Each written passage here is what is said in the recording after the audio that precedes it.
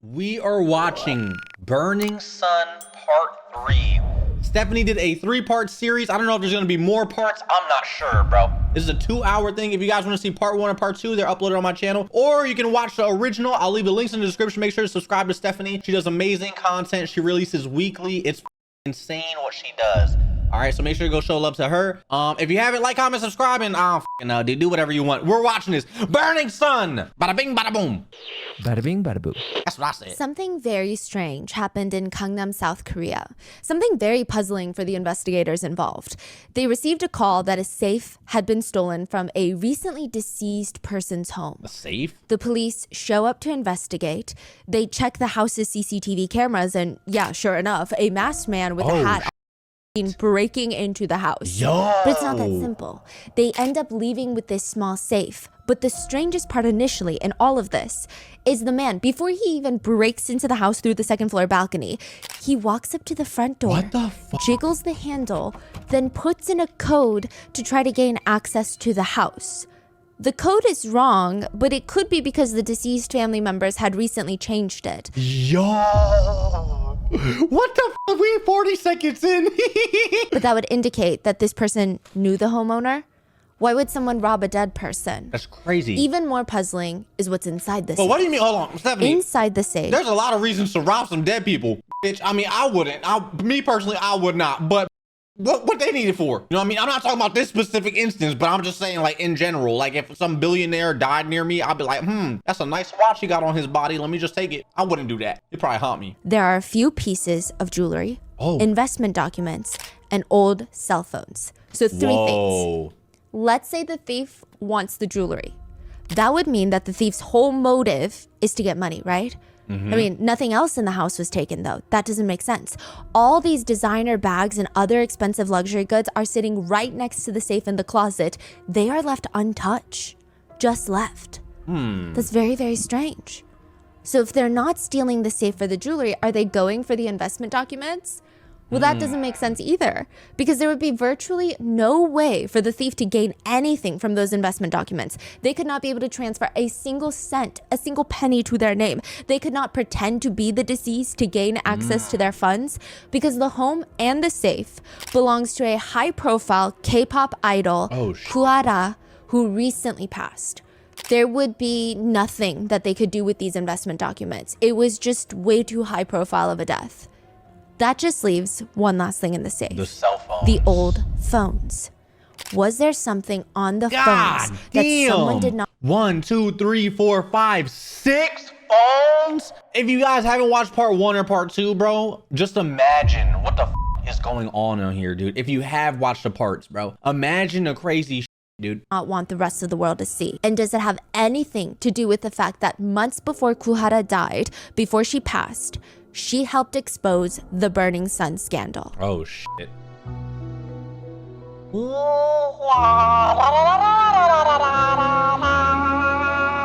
Yo, YouTube, by the way, I hope you're doing good. I hope you're enjoying the reaction videos. If you want to suggest any videos, feel free to leave them in the comments. You know what I mean? Let me know what you guys want to see. Where is Stephanie at, bro? Every time I'm watching a video, her background changes. She's on vacation. Wait, is she on the floor? Is she comfortable? Where her man at? Mr. Panda, you there? MangoPodcast.com. Where you at? A couple disclaimers in today's case. There is heavy subjects including bullying, self-exit, essay, and through blackmail of releasing explicit photos and videos without one's consent.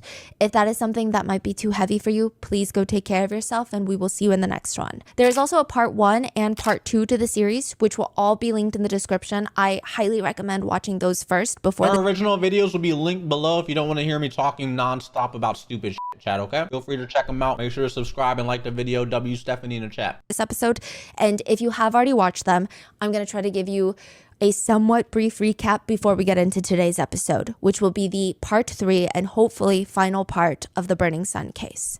In the very first episode of Burning Sun, we talked about how it was the it nightclub in South Korea in pretty much all of 2018. If you wanted to be seen, you go to Burning Sun. If you wanted to see a celebrity, you go to Burning Sun. It was as close as you could possibly get into— If you want a smoothie, you go to 7-Eleven. They got smoothies. I'm sorry. Running into an idol on Saturday night, a random Saturday. The VIP tables at Burning Sun would cost anywhere between $10,000 to $100,000. Damn. But the true VIP menu was a complete secret. That's not even the real VIP menu. The only thing on the secret menu is a tall glass of water. Water refers to a hot drunk girl. The VIPs will tell employees that they want a glass of water. The employees then go searching in the club to find a girl that seems more or less alone, somebody that's easy to slip away from her friends, someone who's already drunk. They lure her, if not basically drag her at times, into the VIP rooms in the back where the VIPs are left to do whatever they want with these girls, which typically it involved essay and the filming of essay. One text message between two employees reads, "The VIP room is looking for a hot girl. Okay, looking for one right now. It's a Diddy He's party. chasing me. Help me find one quick. Don't even need a hot girl anymore. Just looking for one that looks out of it. Okay, we'll look for one of those then. Help me hit a home run, please." The employees were incentivized. They said that if they were able to get a girl to be essayed by a VIP, they would get a big bonus, a massive tip. Wow. But it takes a lot for somebody evil. to be in that state where they don't recall most of the details of the night before. They don't even remember a face. So the employees would sometimes just slip a drink into the woman's drinks. So you know when you go to a bar, you get nervous that you're going to get roofied by somebody at the bar, like another club goer, so you cover your drink. At Burning Sun, it's alleged that the bartenders would just roofie your drink. Just straight up. They give you the drink with a roofie in there. Dude, that's fucking disgusting. I'm gonna be honest, the only thing you should be slipping is like extra chicken nuggets if you work at McDonald's. And I'm like, here's an extra nugget. Have a good day. You know what I mean? Like those type of workers, I with, bro. Heavy. You feel me? Don't slip me a roofie, bitch. I mean, give me like an extra barbecue sauce. You know what I mean? That's what I need. I'm sorry. I'm hungry if you can't tell. And then eventually you get dragged into the VIP room. A former employee said the date GHB was used a lot. Normally the customers that used it were in private rooms. There was this room incredibly deep in the club. There were lots of guards outside the room, and whatever happened in there, no one else would hear a thing. I saw a woman unconscious after being given GHB at Burning Sun pretty much almost every single day. One employee said if a VIP told the employees to bring that girl, they would just point at a random girl in the club, in the crowd. They will do whatever it takes to bring that girl in an unconscious state to the VIP room. Burning Sun is one of the biggest scandals of the K-pop world, considering one of the... How do people live with themselves when they do this? I don't know. Like me, I could never do this shit. The only thing I could think about is like money motivators. Like, oh, wow, I'm making so much money. But at the end of the day, dude, you're disgusting, dude. Like what? There's no amount of money to do that to a human being. You know what I mean? Power. No, I'm not talking about not the disgusting people doing like the essay and stuff. I'm talking about the employees. Because if I work there and they're like, hey, go drug this girl, I'm like, no, I'm not doing none of that shit. You know what I mean? Like it's just disgusting. But like, I don't know, bro. It's crazy that I don't know. Co-directors of the club is Seungri, a member of one of the most iconic K-pop boy groups of all time. He and a few of his other male idol friends, not from Big Bang, used Burning Sun almost like their playground. Burning Sun was used to victimize women in an effort to get investors to invest more into Seungri and the guy's businesses. But there's also another element to this case, the group chats. Many of the male idols that we're talking about today are involved in this Kakao Talk group chat where they would send each other these videos and photos of themselves having intimate relations with women that typically in the videos, they seem unconscious. Sometimes it's semi-unconscious. Most of the time it's fully unconscious. It seems like they don't know what's happening to them. Obviously, they don't even know that they're being filmed. At first, it was debated by a lot of Seungri fans that Seungri himself was only part of the Burning Sun scandal rather than both, and that the inappropriate chat rooms, completely different story. But a new BBC documentary that came out a few months ago released irrefutable proof that he indeed was part of those video group chats. He was sent a video of one of those men assaulting a woman at a ski resort. This woman does not appear to be conscious, and he responded to it, "Who is it?"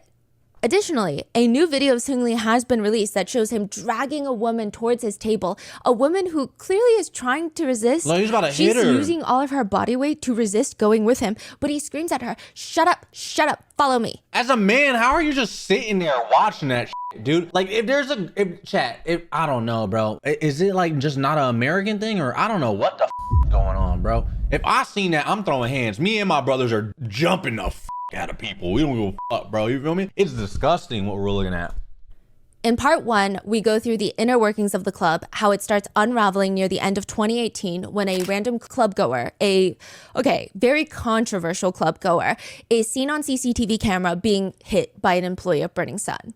In part 2, which was uploaded a week ago, we do a deep dive on how that man, the controversial club goer that was hit by the staff, was not actually the real whistleblower of Burning Sun like the mainstream media depicted him to be. But in fact, the 5 real whistleblowers in this case are 5 women. In 2016, the first whistleblower was JJY's girlfriend. Wow. JJY is one of the main idols involved in the secretly filming video group chats. A girlfriend of JJY's walks into the police station to report that her boyfriend, this famous celebrity, JJY, had been filming her without her consent in these inappropriate situations. Weirdo. The police go to investigate, and JJY, his phone is conveniently broken.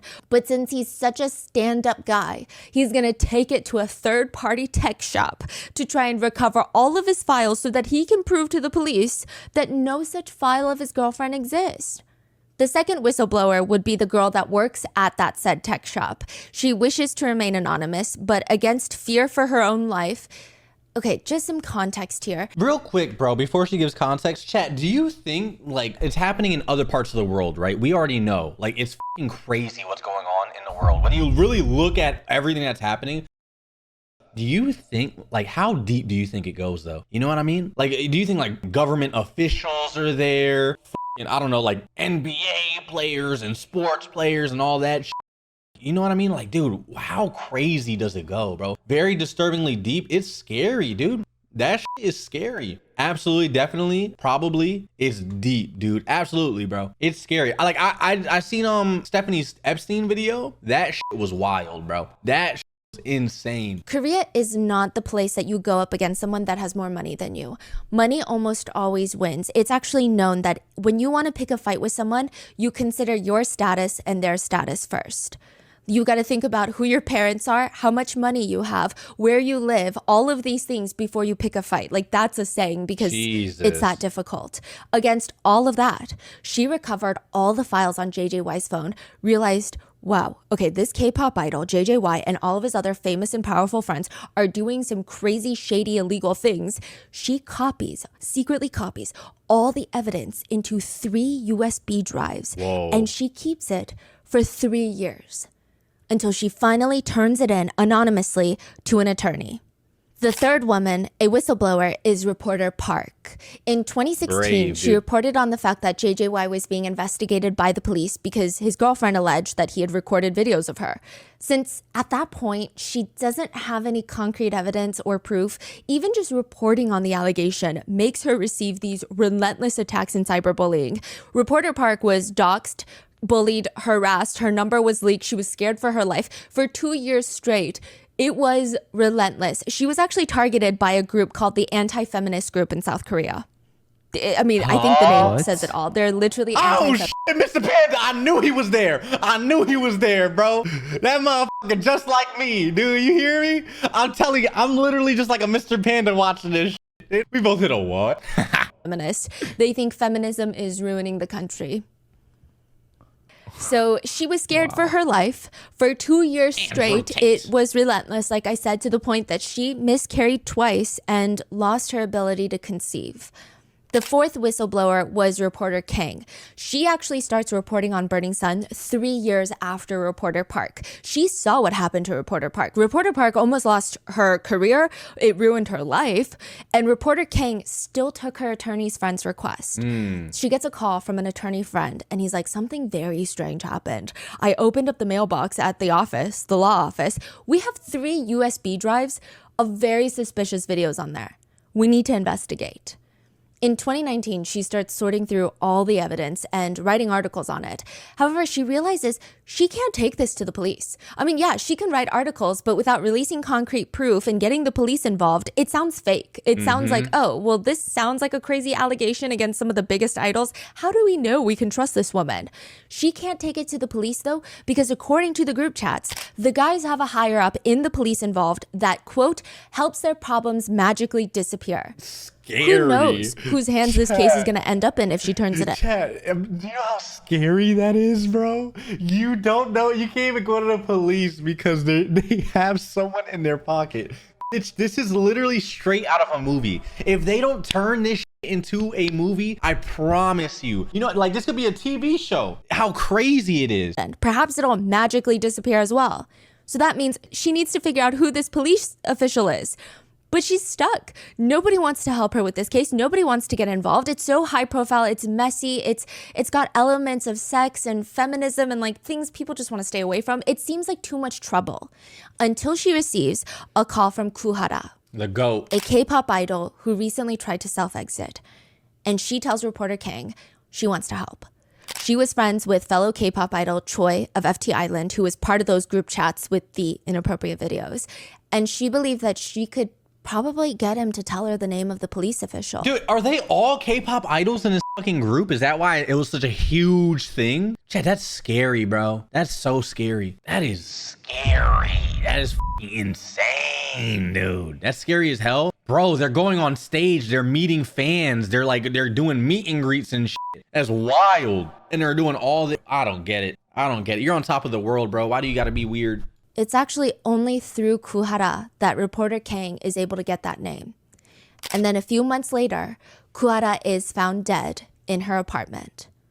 In part 2, we go in depth on a few people's careers, but just to give you the briefest of brief recaps, in the Burning Sun case, the most notable K-pop idols involved are Seungri of Big Bang. He's probably the most famous and more influential and powerful. Then you have JJY of Drug Island and Choi of FT Island. So JJY, he was part of a rock band. I think his image was bad boy music, but still a softie. That was his image before this whole Burning Sun case. Choi of FT Island had the boy next door innocent boy image. That was his whole shtick. Seungri was the underdog of Big Bang. He wasn't the most beloved at the time, so a lot of people were rooting for him. It was also stated that he had the best business acumen out of all of the Big Bang members. So all of these guys are fully loved throughout their entire careers. Jeez. Then we went in depth on Kuara's life career. She debuted with a group called Kara, but because of one single relationship that she had with this other male idol, she starts being labeled as a relationship idol, which in Korea, this is basically a way to kill your career. Nobody cared that she practiced for 10 hours a day. Jesus. Nobody cared that she learned English and Japanese just for her job. She learned 2 additional languages. Nobody cared about any of that because she was photographed with guys. Once in a while, she would have lunch with a guy, and that became her whole image. That's so she was dumb. known as someone who is so boy obsessed. Then in 2018, news broke that she assaulted her boyfriend, physically assaulted him when he tried to break up with her. His name is Choi Jung-pom. We're going to call him CJ. He's just a random nobody. He's a hairdresser in Gangnam. They're dating. He stated, I tried to break up with Hara. She threw a fit. She started beating me up. Slowly, news starts trickling out to indicate, okay, that's not exactly what happened. CJ was a very jealous, toxic, manipulative, terrifying boyfriend. Hara didn't want another fight with him, so she lied about having lunch with a male coworker because, I mean, it's literally a work meeting, but she knew that he was going to flip out, so she lied. He finds out, breaks into her house in the middle of the night, starts beating her. She fights back, scratching his face, screaming at him, and that night, he emails Dispatch, a Korean tabloid, twice to tell them, I have crazy information on Kuhara that's not going to disappoint. So you reach out to me. Wow. He also sends Kuhara 2 videos with no words, just 2 videos that he recorded while they were being intimate. I mean, the implication is very clear. He is threatening to ruin her career with them. Kuhara goes public with this information in the end of 2018. By 2019, CJ apologizes on his Instagram and opens up a new salon. Kuhara gets bullied for getting plastic surgery, and she attempts to self-exit. She gets bullied after all of this. And even after all of that, after all the mistrust in the industry that she has, she still reaches out to reporter Kang to help with exposing Burning Sun, going up against her own friends, going up against powerful guys in the industry to help bring them down. She was probably, at her time, one of the most hated K-pop idols. Hated. People just did not like her because she did not do what they wanted her to do. She and her friend Soli were probably the most hated celebrities at one point. Her best friend Soli is a— I'm trying to fucking slide my fucking phone up. It's not fucking sliding up, you son of a— I was fighting for I don't know if you heard. Did you hear me hitting my mic by accident? I'm just if I do it like this, like bro. The phone slipped on my hand like 3 times. I'm sorry. Play the I'm sorry. Her best friend Soli is another K-pop idol we talked about in part 2. She debuted with a massive girl group called FX, but her career comes crumbling down because it's revealed that she's dating Choiza, a rapper. Editor, leave in all that, by the way. Leave in me fumbling with my phone so motherfuckers know, because I was just sitting there like this. Her best friend Soli is another K-pop idol we talked about in part 2. She debuted with a massive girl group called FX, but her career comes crumbling down because it's revealed that she's dating Choiza, whose nickname refers to his large private parts, but he's 33 at the time. She's 19. They have a 14-year age gap, and the public starts taking it out on Sully, calling her a sex addict, a slut, a whore. They ask her where her mom is. And instead of backing down and apologizing, Sully just keeps trying to live her life. And people do not like that. They're really upset about that. Oh my God, so leave in this her episode, alone. we're going to go in depth on the careers of all these idols and how they start clashing and how Sully and Kuhara end up passing away within a month of each other.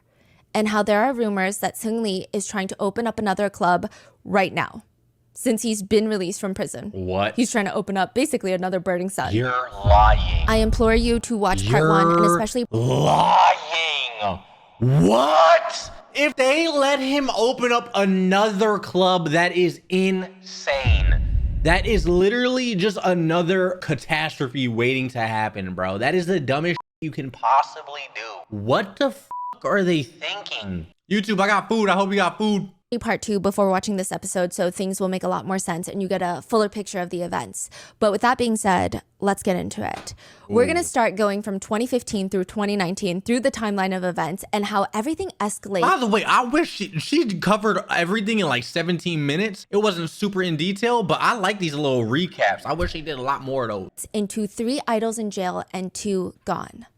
In 2015, Soli is being bullied for dating Choiza. Meanwhile, her best friend Kuhara is dealing with this whole new scandal. The scandal of being too financially literate.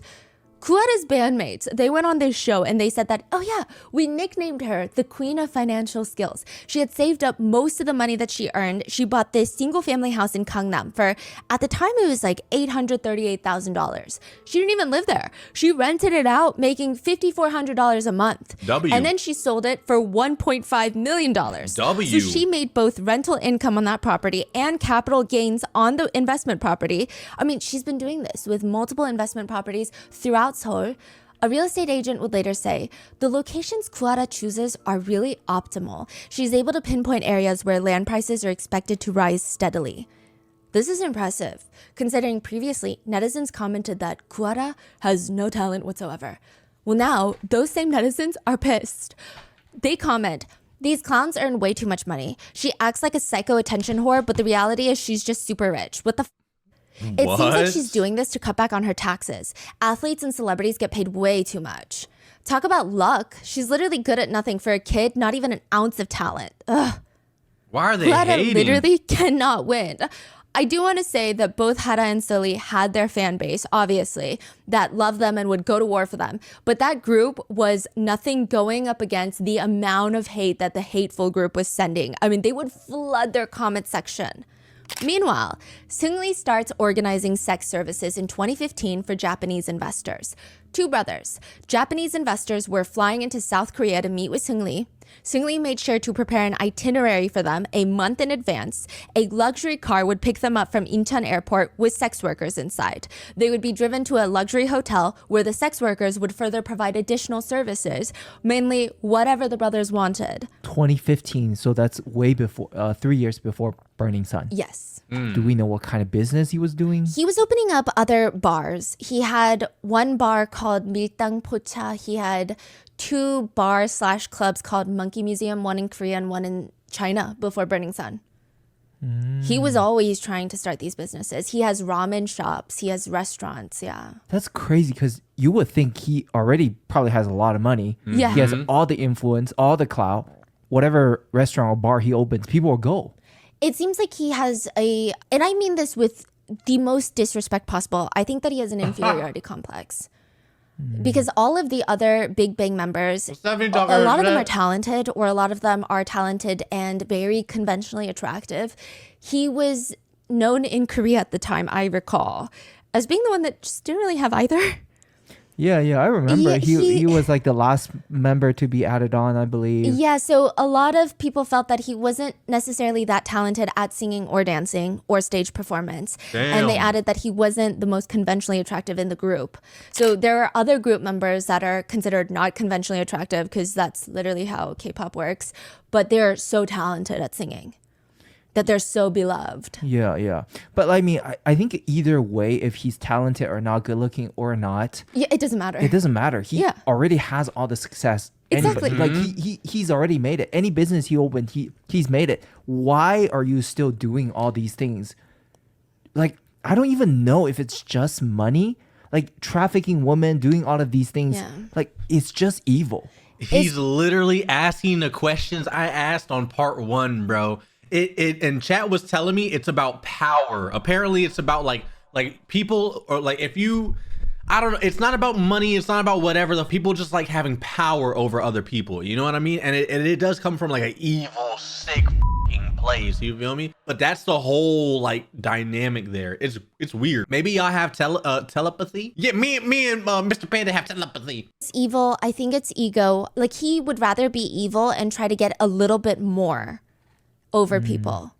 Because I mean, think about it. If you join a group and you're still making so much money and you're not the most loved, I would just quietly be in the back dancing. Bro, I'll be chilling. But no, he's got to be better than all of them.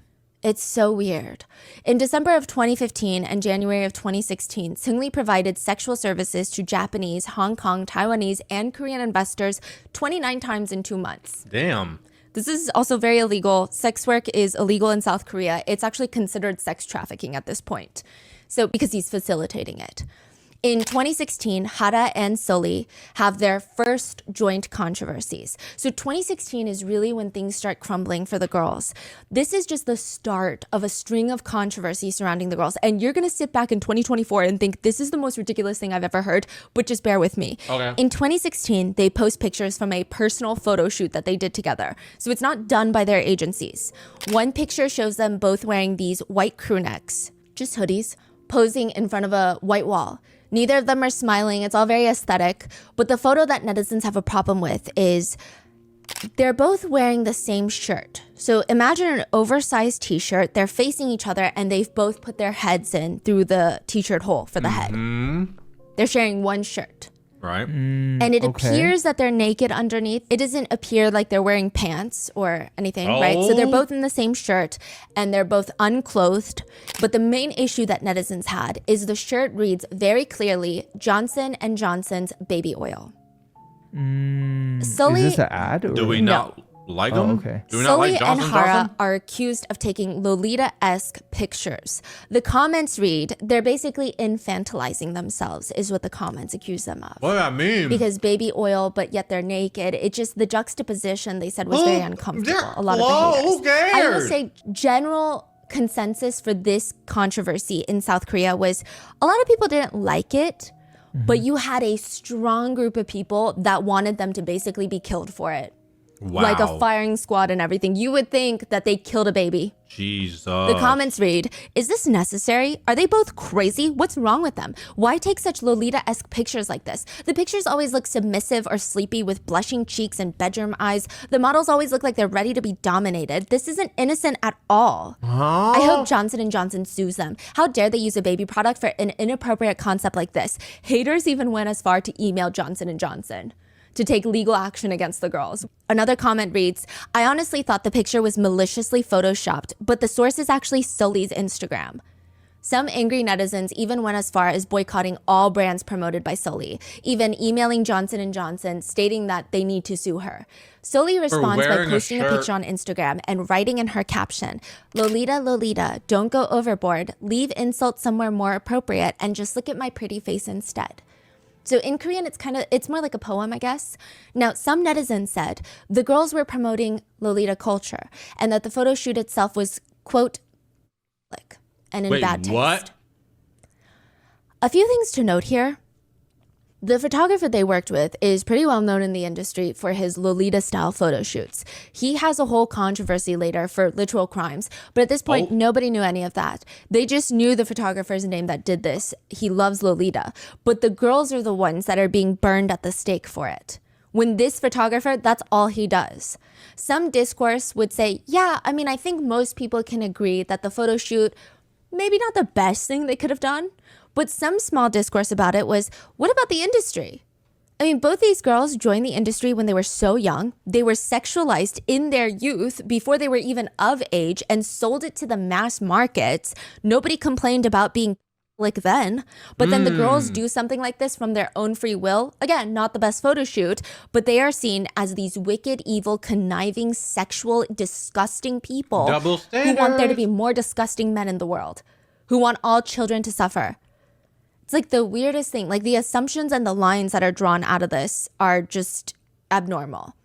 Meanwhile, JJY texts into his group chat, let's all meet together, go to a strip bar and girl in the car. Wow. 2016? Yeah. Other members of the group chat respond, we already do that though. That's true, haha. In another text message that year, JJY sends a video into the group chat. It appears to be a video taken of intimate relations he had with a woman, and she does not know that he took the video.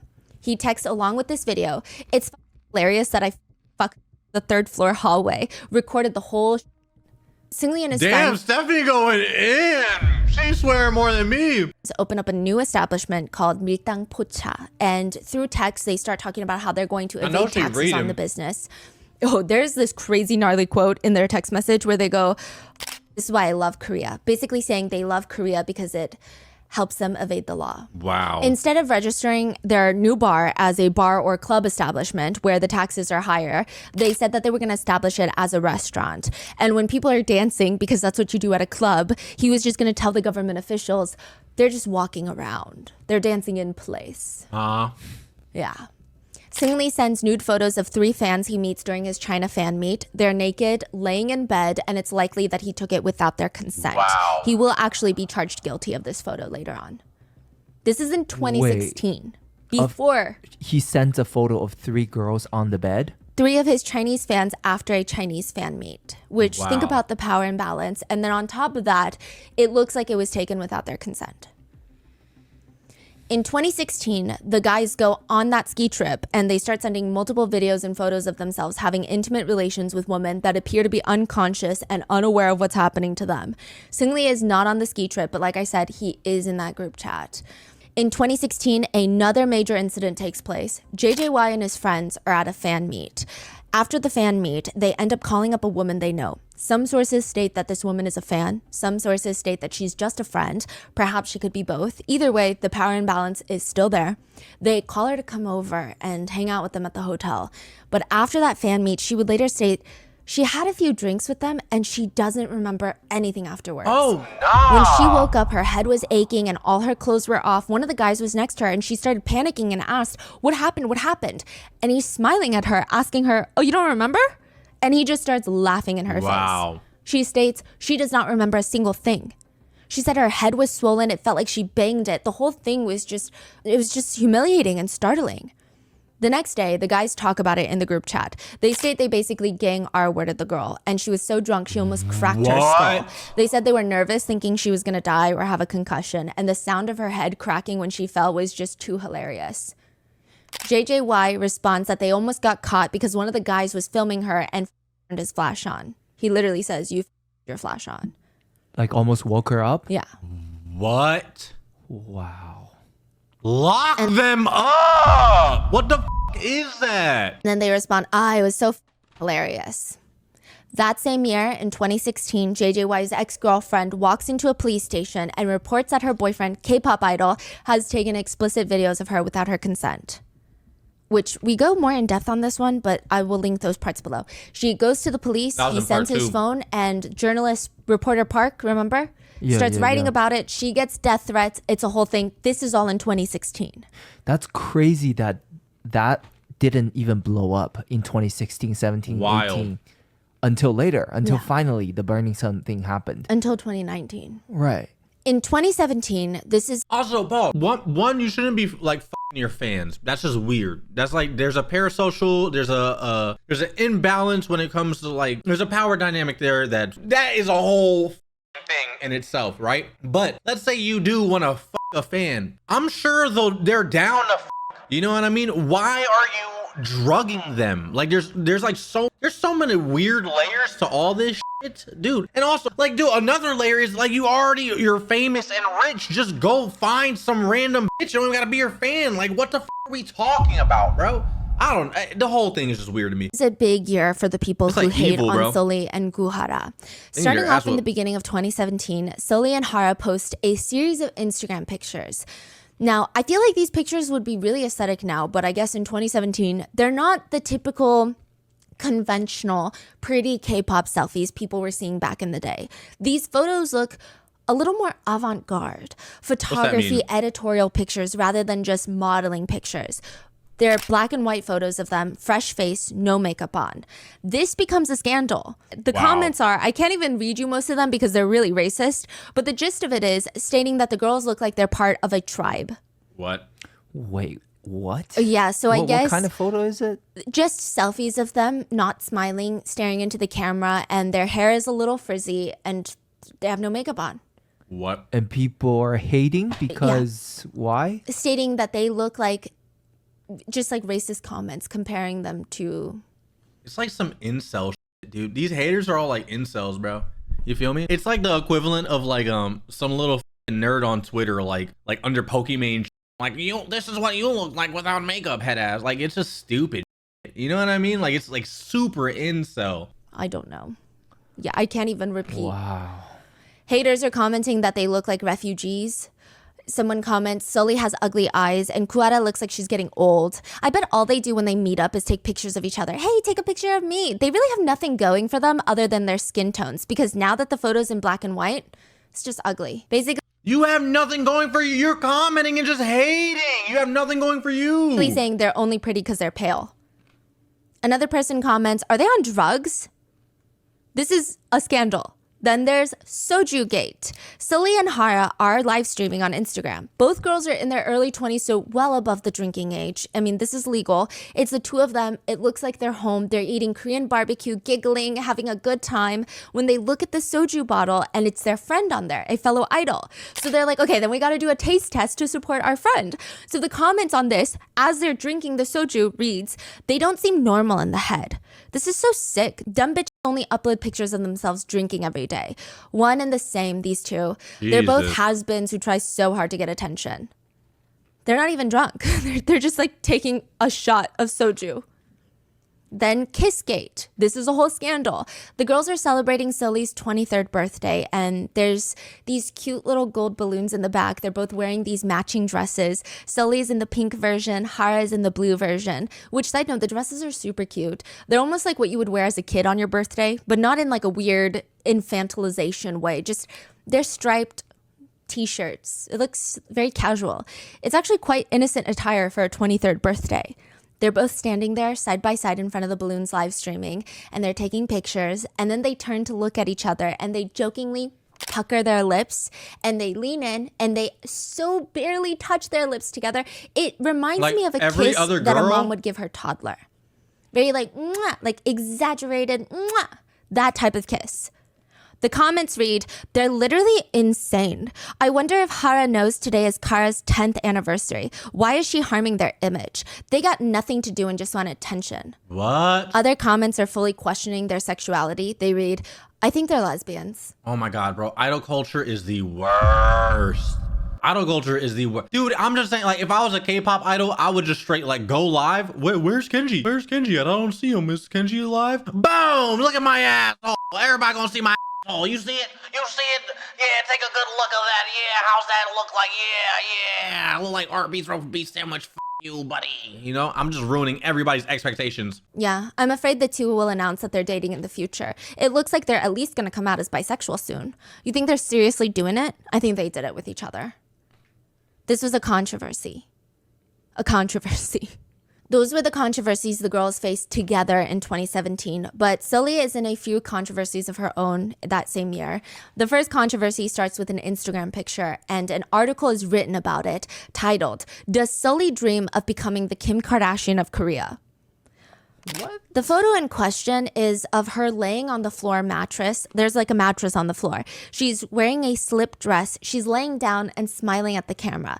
Again, the picture is only very sexual if you want it to be. It seems like she's hanging out with the girls and someone takes a photo of her. All of their scandals is very much girlhood. Like everything that they do are things that just girls typically do. She's laying on the floor chit-chatting with her girls. Someone takes a picture. She's not trying to be sexy. She's not trying to be perceived a certain way. She's literally just like eating popcorn with the girls. The birthday photo that they kiss, again, nothing is inherently sexual about it. It's just kind of how girls enjoy each other's company, I guess you would say. Yeah. And I think these people are actually sexualizing them. Yes. Nothing is sexual about it. Like they're projecting heavy. It's crazy. I mean, truly, maybe she's not wearing pants, but it's not like she's flashing anyone or posing in a suggestive manner on the floor mattress. But the article written for this one picture reads, on March 3rd, Sully posted a photo of herself lying down in a skimpy slip that went viral. In the photo, Sully appears to be wearing no bottoms, and her provocative pose sparked the sexual imagination. Crazy. Sully's behavior is reminiscent of Kim Kardashian in the United States, constantly posting photos on social media that emphasize her sexuality. Kim Kardashian sucked on Cam. What are we talking? It's not even comparable. We're comparing Kim Kardashian sucking Ray J dick and some girl just laying down. What the Dude, this is insanely like, bro, not only is it insult, it's like crazy delusional warped reality. Like, it's crazy, bro. Honestly. Including close-ups of her body parts and revealing outfits. Close up. The article goes on to not so subtly, not so nicely, state that Sully is posting a lot of sexual photos and doing everything that she can, but showcasing real talent. Wow. They say, if she has any, we wouldn't know. Comments on the article read, please don't ever compare her to Kim Kardashian. There's such a huge gap in their bodies to ever compare them to. Do you not see the major difference between her and Kim Kardashian? Like I said, their bodies are not even comparable. Wait, so they're on her because they're saying she's not even as sexy as Kim Kardashian? Yeah, because she's not even trying to be sexy. Yeah. That is crazy. Yeah. At least Kim Kardashian is voluminous. Sully seems to think that she has a hot body with the way that she keeps exposing it all the time when she actually doesn't, which is what makes her even more annoying. So Sully's corny, nothing bro. more than an attention whore who has awakened to the life of having a big D. I will say, again, both the girls had steadfast supporters and fans. Most of the girlies are supporting them at this point. They're just like, just leave them alone is the sentiment. Let them do their thing. They're not hurting anybody. They're having fun. If that bothers you, just click off. But every little thing that they do becomes news, and everyone wants to just hate on them. But by far, Sully's biggest controversy to date is Nipplegate. What? That's what they call it. It's so Nipplegate? dramatic. But she posted a picture of herself on Instagram wearing a pretty thick tank top. And through the fabric, I guess if you're staring quite hard, you can see the outline of her nipples. What? On another one where she's sitting in a long sleeve shirt, you can see the What are they, fucking Inspector Gadget? You gotta 3 times zoom in with an optical military grade fucking binocular, bro, to see some nip. Get the fuck out of here. Weirdos, who cares? On another one where she's sitting in a long You sleeve have to be shirt. so close to your screen that your screen's fogging up from your nostrils breathing, dude, to fucking see some nips. And even so, who cares? It's a nipple. You can see the outline again of her breast. And both the outfits, not that it matters, are incredibly modest. Like they're just regular pieces of clothing. She just happens to not be wearing a bra. But it seems like this is some netizens' first time understanding human anatomy, because one comment reads, if I was her friend, I would tell her to delete Instagram. Why has she changed so much? Wow, hater. I mean, this reminds me of the quote to ruin a woman is to call her a slut in public. Korea is conservative, Kenji. That's why. Bro, I understand being conservative, I guess, but like, brother, come on. She has a tank top. Like, that is literally, like, I grew up with fucking 2 sisters and my mom, bro. Like, what are we talking about? That is literally like just normal, like, oh, wow, just put on a tank top type shit. It's not even like, it's not revealing in any type of way. That's just basic clothes, bro. You feel me? Conservative or not, idol culture is fucking disgusting. What I think, bro, they're probably gonna kill me or something. I don't know if I should say this. But I think all the idols should get together. I mean, it's a small idol group, you know what I mean? I feel like there's not like crazy amounts of idols. Probably everybody knows everybody, you know what I mean? It's a small business type of thing. It's like big, but it's small. I feel like they should all get together and like start a union or some shit. You know what I mean? All get on the same page and make a stand, dude. You feel me? Like if some stupid shit like this pops off, everybody gets on Instagram and starts showing straight nipple everywhere. You know what I mean? That way people just get desensitized and then it's like, oh, whatever, dude. Because I feel like this is so incel, like corny shit.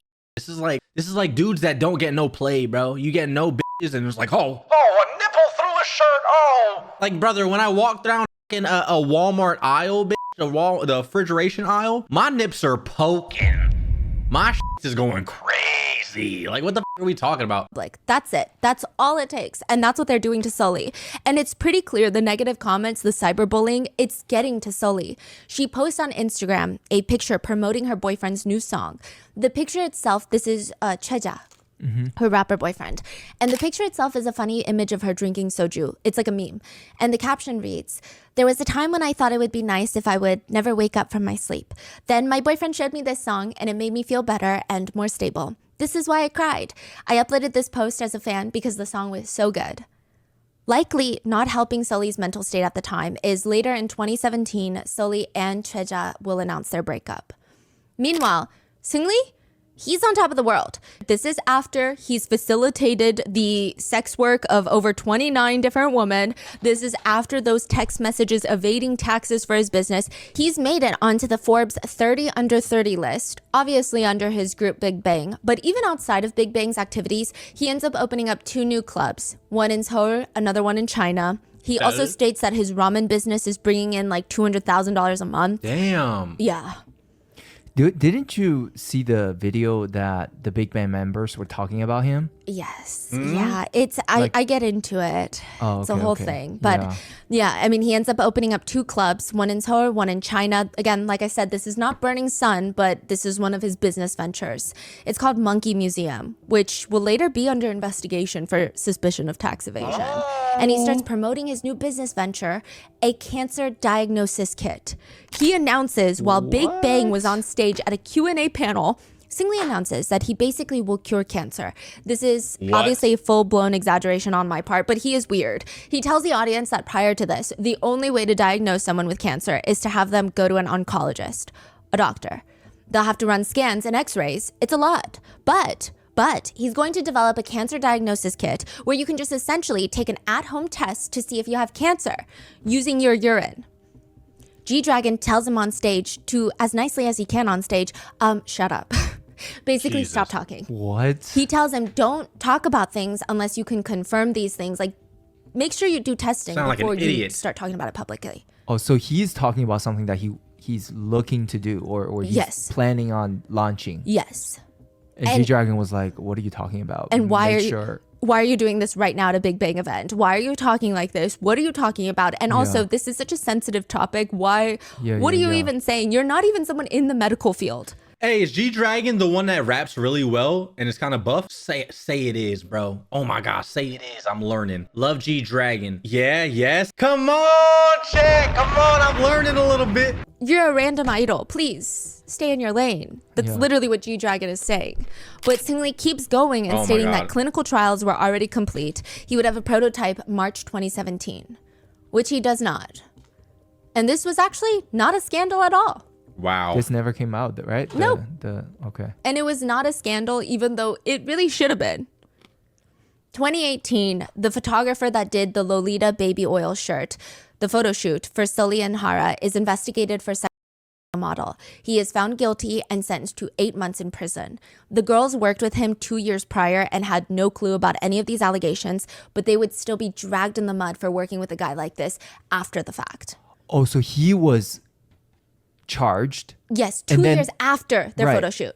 But people bring back the girls. Yeah, and they're like, how dare you work with someone like this? Like, if you support people like this, you're obviously messed up. I can't believe you would ever reach out to him to do a photo shoot. You support the sexual harassment of other women? Yeah. Became a whole controversy all over again. In 2018, Kuara has a rumored self-exit attempt. One news headline reads, "Self-exit attempt rumors."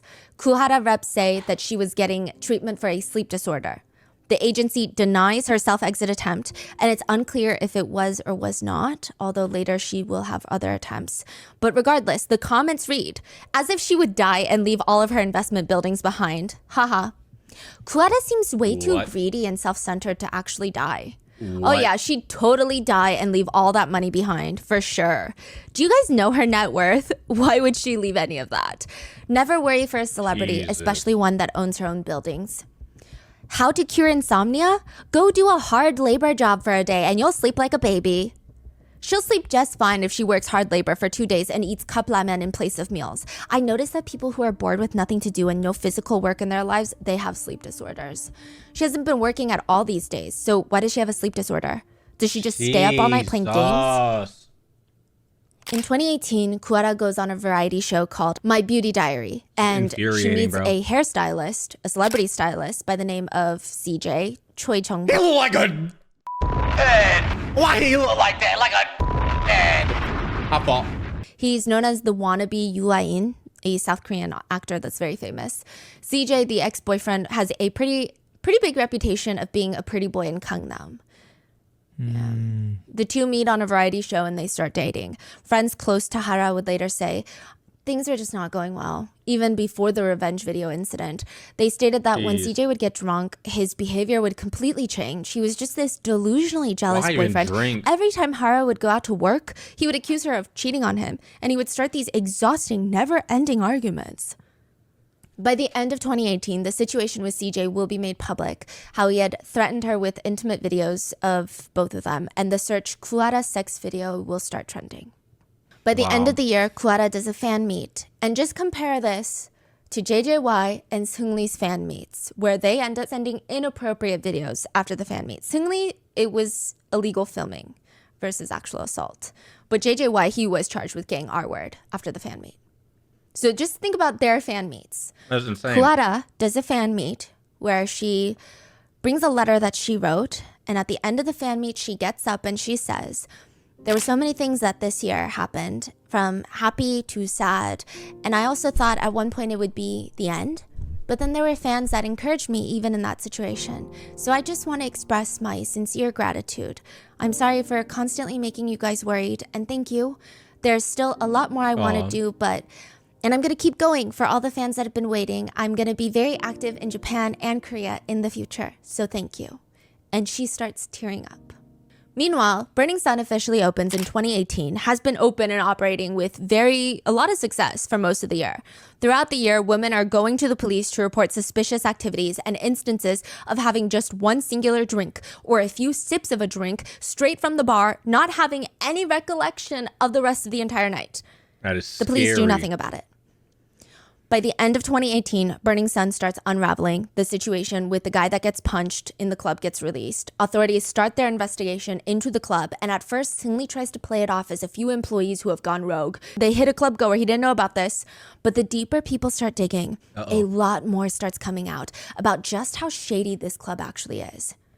It is at the end of 2018, the tech whistleblower will send 3 USB sticks to the attorney with all the evidence. 3 is insane. 2019 is when everything starts falling apart. CJ is out using his opportunity to build a career out of the whole revenge video scandal. So this is Kurata's ex-boyfriend. How are people not canceling him for, or even calling him out for what he did to Kuhara? Yeah, they are, but it's nowhere near as how they're calling out Kurata for the smallest things. Wow. So you're saying that even though people realize he's like doing all of this behind the scenes, he still has supporters. Yeah, so I was actually listening to a very fascinating lawyer who was describing the situation of law in Korea. And she said, if you are ever planning on moving to Korea as a woman, just know this, that in Korea, if a woman makes a few small mistakes and a man makes one big mistake, the man never actually made a mistake. What? Like, let's say you go to a bar. A woman makes a bunch of mistakes. Quote, mistakes. She gets drunk. This is what she's wearing. Maybe she didn't, tell her friend. Maybe she shouldn't have been out. And then a man essays her. What? Well, because she made all these mistakes. What? That man's mistake, it's not a mistake, but you get it, doesn't count. What? He never made it. And then there's another comparison that she said, which is if a man has multiple mistake after mistake after mistake, and a woman has one mistake, They're the same. What? They have both made mistakes. That is like the most misogynistic bullshit I've ever heard, bro. What the is that, dude? That's like the most sexist, misogynist, fucking double standard bullshit in the world, dude. Holy. Yeah, I can see how this is literally. Yo, they lucky I wasn't a bad bitch and born in Korea. Cause when I'm telling you, I'd be the best idol, bro. I'm talking my titties is okay, I'm swinging my titties. Everybody seeing my cookie. I swear it, bro. There's no way. Oh my God, they lucky they didn't have me there. So CJ is out using this as an opportunity to build his career. He straight up opens up a new salon and promotes it in his apology letter on Instagram. And while he's out there doing that, Hara is involved in another scandal. I don't even, like, every time I say scandal or controversy, just know that this is the dumbest thing I've ever heard. Again, she did nothing scandalous. She posted a picture onto Instagram and her angry commenters start freaking out, accusing her of getting work done because she looks so, quote, different. Her double eyelids look deeper. That's the accusation. Kuara responds to a netizen saying that she had a medical issue where, because of a muscle twitch, her eyelids would start drooping and it was really bothering her. So she had them retouched. I'm imagining that she had some extra skin clipped, which is something that a lot of people do, especially as you get older, because it gets heavier. That's what I got. That's what I got. Oh my God. Not that big of a deal. Even if it was just purely cosmetic, it's not that big of a deal. And the comments keep coming. You lost your charm. Your previous face was prettier. I can't believe you would get plastic surgery. Ugh, you're so vain. After everything that's happened, you still just care about your looks. Wow. That is crazy. It's her literal career. Yeah, this is K-pop. What are you talking about? Like, some say she's too ugly. Some say she looks old. And then she tries to get work done and it's not even cosmetic. They get upset. Oh, that's another thing. This is a complete side note, but it's so interesting that in the K-pop world, especially through K-netizens, they don't like it when idols get plastic surgery. But they don't like it when their idols don't look perfect. When one netizen commented, why are you doing plastic surgery? I think Kuara just got fed up with everyone saying all these things, harassing her for getting a medical procedure. And even if it was solely for the purpose of feeling better in her own skin, even if it was purely cosmetics, so what? So she comments back to the netizen, is getting correctional medical surgery a sin? Which I personally don't find mean. It's a bit snappy, maybe, if you read it that way, but given the situation... It's snappy to be like, why are you getting... Like, what the fuck, dude? We're talking about... Like, brother, okay, if you start a conflict, right? I seen a video that said if you start a conflict, okay, and then someone responds in a snappy way, there would be no conflict and they wouldn't respond in that way if you didn't start it. Just because you took it from 0 to 30 and they went 30 to 100 on you, bitch, that doesn't mean that you still didn't start. Bitch, you started it, you dumb bitch. Welcome to life, you stupid bitch. Like, what are we talking about? You wanted a reaction, now you got one. The fuck out of here, dude. I can't stand people like that. The context, the other comments she's receiving, it's probably one of the nicest ways to respond. Another comment from a netizen reads, you looked prettier before you had the surgery. Hara responds, thank you for thinking that way. Which honestly, again, not rude at all. I would argue the comment left by the netizen is actually rude. Kuara, again, said the nicest thing that could be said to that. The internet does not agree. They rip her apart for being, quote, rude to fans. Bro, I would go live and invite, you know, on Instagram, how you can invite people in? I'd go live on Instagram, invite them in and be like, look at you, you dusty, ugly bitch. Say something about my eyes, I'll roast you. Show me your bedroom, bitch. You got roaches on your wall. I'll be talking mad shit. Is that a shit stain behind you? Shut your bitch ass up, boy. I know you don't get bitches in there. Like, I'll be going crazy. Oh my God. Dude, they need me, bro. Oh my God. I don't know if any K-pop person gonna see this, but if we have any K-pop idols and your fans is bothering you, bro, I got you, gang. You let me know, bro. Oh my God. Kuhara had to delete her comments and formally apologize. That is so dumb. Which is just unhinged. Like, after everything we already know that she's been through with her ex-boyfriend and her all of this. Someone in chat said, facts, you say worse to us on a daily. Like, can you say happy birthday? I'm like, shut the fuck up, bitch. Ain't no one trying to say happy birthday to you, you little ugly ass bitch. I hope you get no presents. Like, I be saying crazy chat. Yo, I fuck with y'all heavy, bro. Thank y'all for chilling with me, bro. I love you guys. I appreciate you guys. I'm sorry for being a dickhead. Is really what we're doing right now. And I get it. Some people might say, oh, I hate when celebrities create unrealistic beauty standards by denying that they've had surgeries. It sends the wrong message to young girls who think that they'll just be born looking like that. That cannot even be applied to this case. Hara has openly admitted to having work done in the past. In the beginning of her career, she stated that she gets filler injections on her. Even so, those same people that would be like, oh, wow, this is bad for the beauty standard. Those would look at an idol and be like, oh, wow, why do you look like that? You're ugly. Wow. You know what I mean? Because they're not perfect. Like, dude, what are we talking about? These idiots, bro. You can't win with these people. I would troll the out of them. You literally can't win. Her nose, she had braces to fix her teeth, and she had a double eyelid redefined in the beginning of her career. Which, side note, I would really hardly call that getting work done, but still, people are just mad at her.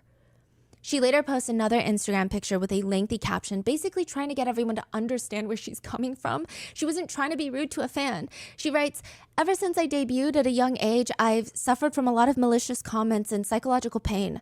Of course, there was a reason I got eye surgery at that young age. One of the reasons why was because I no longer wanted to be hurt by the uncomfortable feeling in my right eye from my muscle twitch.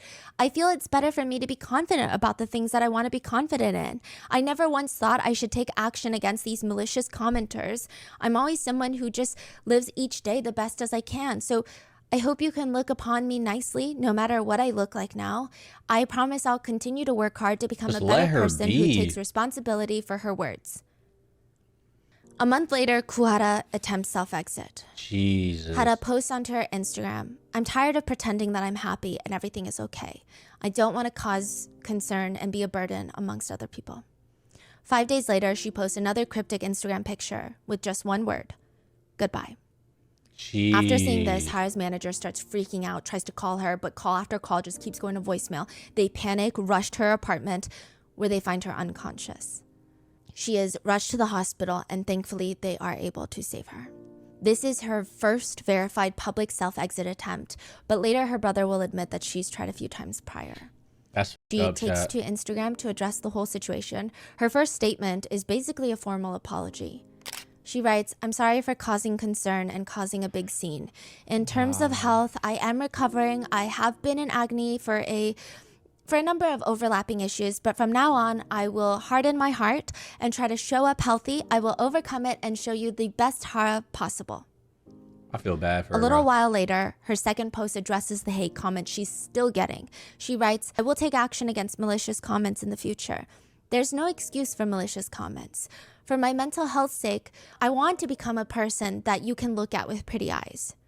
So she's basically saying, you don't like me? Like, I want to be someone you can like for the own sake of my mental health so you won't bully me anymore.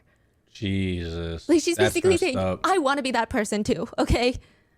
And say things with pretty words and a pretty heart, but depression is not easy. People say, I'm too comfortable and that's why I'm depressed. My life is all thanks to the hard work that I've put in. Don't you know that you too might be depressed and sick too if you're leaving these types of comments?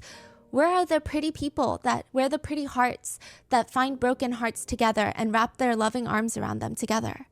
I'm gonna work hard and I'm gonna overcome it and become positive and show you a better side of me. You should try that too. She's talking to the haters. Celebrities aren't people just making a living off publicity. They have to be more careful about their personal lives than anybody else. And more than anybody else, they have a pain that they can't talk to others about.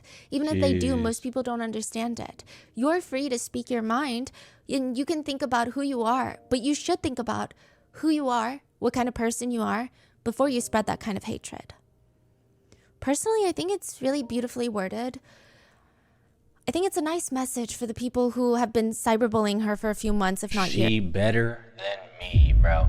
It was great. It was like the best wording you could possibly get for that type of situation. But still, I just know there's fucking haters that are just gonna say stupid shit. Like, I've seen it time and time again, bro. I've seen it on like Twitter, bro. You know what I mean? With fucking like content creators. I can only imagine like a K-pop idol, bro. You know what I mean? Like, it's fucked up. A lot of comments agree. They write, you're right. Society needs to start getting rid of kids who leave hate comments that are too harsh to even put into words. Don't go easy on the hate commenters. So in Korea, you can actually take legal action against malicious comments. Ooh, that's others fire. read, leaving hate comments is bad, but it's not like you're any better. What? Yo, in America, let a motherfucker leave some mean comment on my YouTube video. Bitch, I'm taking your house.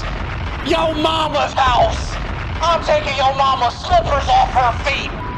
play with me. I would literally comment. Let someone say some stupid shit like, ew, you look ugly, you stupid, get off of Instagram. I would dead ass comment. I'll be like, do you want to reword this? ... Your mama's slippers will be mine in 2 weeks. I have him apologizing to the comments. Got me up. Word to you. What I earned through working hard? Is she implying that we commoners don't try hard enough to obtain the same kind of wealth? She's so out of touch. She can just stay off social media. It's not like she really expects to hear only praise every day. Geez, is that what she wants? Others commented that she's going to look back at her self-exit attempt in a few years and cringe. They accuse Kuhara of being an attention whore and state that true attention whores never actually die because they're already satisfied with the attention that they get from it. Jesus, dude. Almost immediately after that, during the first trial against her ex-boyfriend that took the videos and photos of her, he was given an 18-month suspended sentence. 18 That months? Means he's out. Yes, so he's given 18 months, but as long as he does not commit a crime in the next 3 years while he's free, he doesn't need to serve the 18 months. Basically, he doesn't have to go to jail. Wow. The judge in the case stated, CJ did hurt Kuhara in the process of their here we breakup, go, bro. and he They're also threatened to end her life as a celebrity by sharing their sex video. However, we my. understand he did not plan on committing these crimes. Huh? He hit up sex a video was not tabloid. Recorded against Kuhara's will. The video was never actually leaked or shared with the public. Wow. They're basically saying he didn't plan to do it. He threatened her, but then he didn't actually do it. So, Wow. That is, as a thus court, the court bro. concludes to give Choi Jong-bum a suspended sentence with a probation period. So you're telling me it's okay to blackmail someone as long as you don't actually go through with it? Wow. So is it okay to in-depth, fully plan to harm, I don't know, let's say a judge, but then as long as you get caught before you go through with harming them physically, it should be fine. The judge should be okay with it. Man, I'm taking this man's It's like a slippers. threat against his own life. It's just a threat. I didn't actually do anything. The court continues. While Choi did not get Ku's full consent to the video, so like they're going back on their word, did not get her full consent to the video to record the sexual activity. Those two were in fact involved in a romantic relationship at the time of the recording, and Gu did not specifically stop Choi from recording either. This is giving, oh, you can't essay your wife because you guys are married. Jesus. That's what it's giving. Yeah, I think that's what they believed. Yeah. Yeah. So 2019 is a very rough year for Kuhara. After her self-exit attempt, after the depressing verdict from the court, she takes the first step to reach out to reporter Kang to tell her, I heard you've been writing about Burning Sun. I was friends with them. I think I can help you. W. In 2019, Sully, so this is Sully, not Kuhara, posts a picture of flowers on her Instagram. The caption reads, abolition of laws punishing abortion. Today is an honorable day, freedom to choose for all women. Some comments, and this is 2019, so it's pretty recent. Comments read, abolition of anti-abortion laws isn't a matter that should solely be celebrated, but she's so happy about it. Sully, stop acting like you're woke. Everyone can tell by your actions that you're just stupid. Jesus. Sully pretends to be aware of things thanks to the backing of social media, but we all know that her brain is empty. Dude, what are Sully's these gone comments? crazy posting I wonder what her parents are like.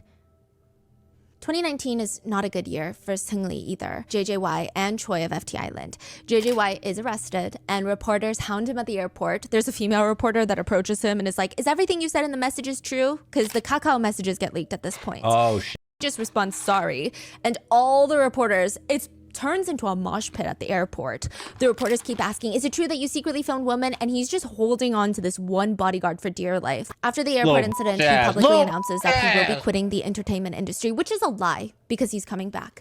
And he states that he has indeed committed crimes. He writes, I admit to all my crimes. I filmed women without their consent and shared it in social media chat rooms without any guilt. More than anything, I would like to apologize to the women who appeared in those videos and who have learned of this hideous truth as the incidents come to light.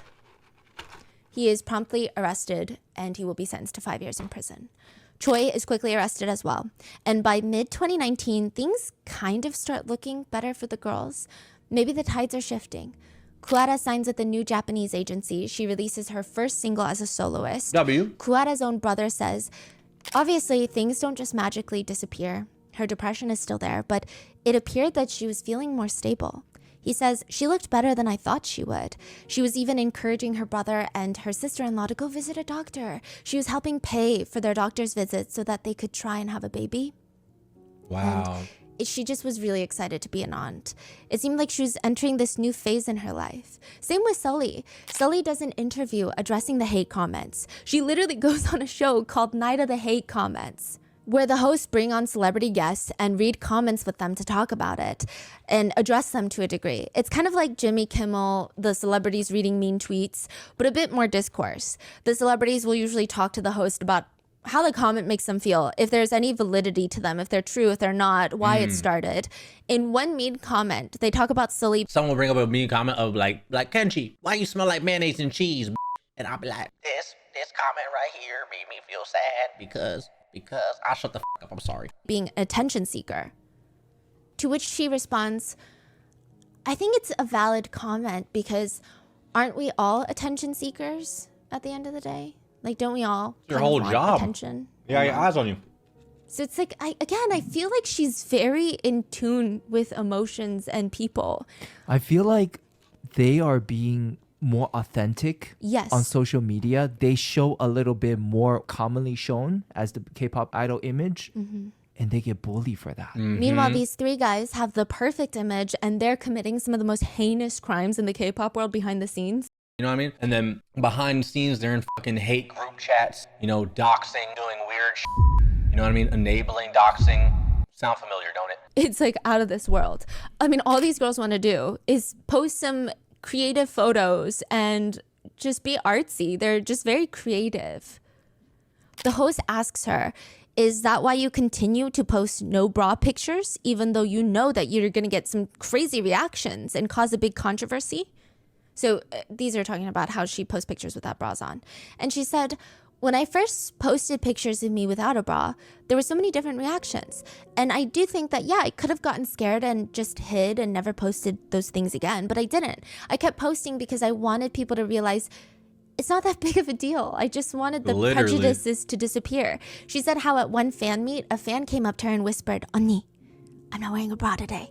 And Sully gave her the thumbs up because I want to break that mold on society and show that no bra is no big deal. I think it's about freedom of the individual. Bras aren't even good for your health. They have a wire. They're not good for digestion. I have digestive issues. So it's just much more comfortable. At the end of the day, dude, who don't love titty? You know what I mean? If a bitch wanna put her nips at wear no bra, you see nips, who fucking cares, bro? If anything, I'm happier. You know what I mean? I'm not gonna lie to you. Oh, free the nip. Hashtag free the nip. For me not to wear them. And I think it's very free and honestly beautiful. To me, bras are like accessories. Some clothing, it looks better with a bra. Some clothing, it doesn't look as good with a bra, so I don't wear one. She's handling it with so much grace, honestly. And I think she's trying to be, again, as transparent as possible. She even says, when I would meet people in the past, even before I said hello, I felt the need to explain, wait, whatever you read about me, please forget it. That's not who I am. Those rumors aren't true. She said meeting people was so stressful. At one point, the situation got so bad, she started fearing for her safety, that all that hate was going to manifest in real life, meaning if all these people hate her online, what are the odds that she's going to run into one of them in person? She was very scared. She starts getting massively paranoid. She would take alleyways when she goes out, avoiding public spaces. She always felt like cameras were following her around. The hosts agree that Sully is like the nuclear bomb of hate comments. She gets so much hate for no reason at all. They ask her, what makes you happy? Like, what do you do to stay happy through all these comments? To which she responds, my life is actually pretty empty, so I feel like I'm lying to everyone by pretending to be happy on the outside. There was really never truly a time where I was really happy. Felt that. Another host said their heart ached for Sully because how much suffering does one have to go through to say that you've never truly been happy? When she was asked about how she wanted the world to see her, she said, I think I just wish people would look at me and think, oh, I guess there's someone like that exists. And just accept the difference, that not everybody is identical. They don't have to like me, but just, people like that exist as well. But of course, that is not what netizens decide to focus on. Instead, they won't stop talking about her September 28th, 2019 live stream. She goes on a live stream while doing her hair and makeup, and honestly, in the video, she looks kind of depressed. She looks somber. Nobody cares about that. Nobody cares to check in on her or see if she's okay. She's wearing one of those thin ropes that you tie around your waist. doing her hair near the end because of the way that her arms are moving and the camera angle, her breast is exposed by accident. Comments start flooding. Why are you never wearing a bra? Even when you're hanging out with your male friends, what's the reason? How are you so confident without wearing a bra? Again, that comment could be interpreted as nice, but it's not, because prior to all of this, throughout her scandals of not wearing a bra, a lot of people mocked her, saying that someone with breasts like hers shouldn't even be confident enough to be outside without a bra. Sully responds to those comments. I don't get the whole controversy with boobs either, bro.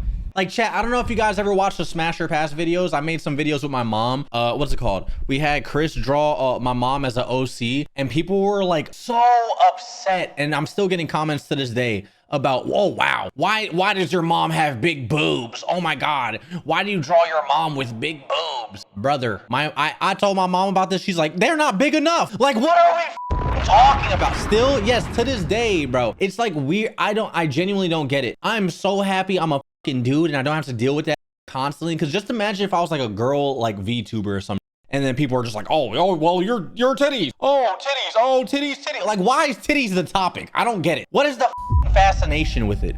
You motherfuckers, it's like motherfuckers never talked to a girl, bro, ever. They have no interactions with girls, nothing, bro. They're just like, oh, titties, sexual, you know what I mean? And then start projecting that weird shit, bro. Nah, you're dead ass right. It's fucking weird, dude. It is crazy. Also, just because someone's a mom doesn't mean their boobs just evaporate. You know what I mean? If anything, they get fucking bigger. What are we talking about, dude? Wrong. This is my leave the titty alone and free the nip. October 14th, 2019. Sully's manager has been trying to get in contact with her since the night before, but she's not picking up. She missed her scheduled press events that day, and the manager starts looking for her and finds her in her home. After her death, an entry from Sully's diary was made public, and it reads, I haven't written in this diary for a really long time. Today I dreamed that my teeth fell out. I didn't feel very happy about that. I went to the recording and saw a video of myself, and I look really dirty and ugly. I feel embarrassed thinking people are going to be pointing at me and evaluating me. Why can't I be more confident? If I think about it, I feel like I'm still influenced by the hurt that remains in my heart from a long time ago, despite not being able to remember very well. I've never received infinite love. Dad left me even though I didn't do anything wrong. I felt like mom might leave me too if I misbehave, so I forgot about myself and I followed her opinions and her wishes. Jeez. Side note, Sully does have a very complicated relationship with her mom. Friends say that Sully was obsessed with her mom, so obsessed, loved her, followed her around like best friends. And Sully started in the industry as a child star. Her mom is the one that managed all of her finances. Even later when she debuts and becomes of age, she lets her mom handle it all. It's not until later she decides, hey, maybe I should try investing or something by myself. And her mom tells her there's nothing. Nothing at all. All those years, the traumatic years of working in the industry as a child, her mom blew through all of her money. I'll kill my mom. My fault. I'm sorry. Not only that, her mom has been receiving advance payments for all of Sully's work from SM Entertainment. Not only is her mom spending all of Sully's money, but she's spending all of her future money. Allegedly, their relationship was never the same after that. In her diary, Sully does speak very highly of Cheja, though, her ex-boyfriend, the rapper that was 14 years older than her. And the relationship made a lot of people turn on her at the time, which I have very complicated feelings about massive age gap relationships, especially when the person that's younger is so close to the legal age limit.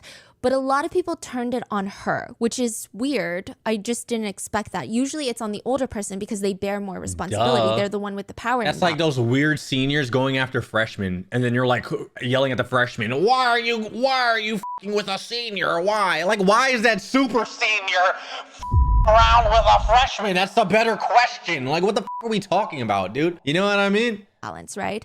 But I think with this situation, it's kind of hard to really hate him because just the way she speaks about him. She writes in her diary, today I went to the nail salon with Cheja. She uses his real name, Oppa. I'm happy because I feel like we found something else we can do together. I just don't need anything or anyone else. No matter what happens later or what people say, I'm really happy right now. I'm so happy that I don't want to miss any of the emotions that I'm feeling. I want to remember all of them, and I want to feel even the smallest things. He really is such a precious person to me. I cherish everything about him. How can someone be so pure and kind and not calculative and smart and wise and trustworthy and warm? I mean, it's impossible not to love him. He really is precious. He'll probably be the most precious person to me for the rest of my life. I'm happy, and I'm so blessed to have met him. I think this is happiness. Sulli was later interviewed about her opinions on the Korean entertainment industry as a whole, and she stated that idols should be treated like employees. They should have rights like other employees, and they should have a union for idols to keep them safe. She said, from my perspective, people just don't see celebrities as humans. When I first entered the industry, and something people wouldn't stop telling me is, you are a product, and you must be the best product with the best quality for the public. She said even the ones who don't tell you straight up that you're a product, they still treated me like one. I have to be something that they want. I have to fear losing my product quality. She said she was so overcome with exhaustion and pressure, she said she just started blaming herself.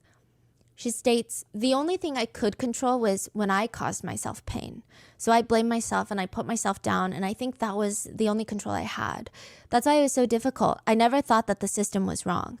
There's a movie, The Matrix, where they say, would you rather take the red pill and learn the truth and live a difficult life, or just live without knowing? I often think that had I lived without knowing, I would be living such a happy life. And a lot of new information starts coming to light after Sulli's death. Sulli once filed a criminal complaint against someone that just kept writing malicious, hateful comments about her nonstop. The police tracked the commenter down, found out that she was an attendee, she was a student at a prestigious university, and was the same age as Sulli. Wow. Sulli, from the goodness of her heart, dropped the charges. She better than me! Said, bitch, oh why I oughta! Oh why I fucking oughta! Hey, run me your mama slippers! They coming with me! Like, what the f? She's so nice, cause boy, oh boy, your mama's slippers are mine. If she continued, she would graduate and she would have a really hard time finding a job.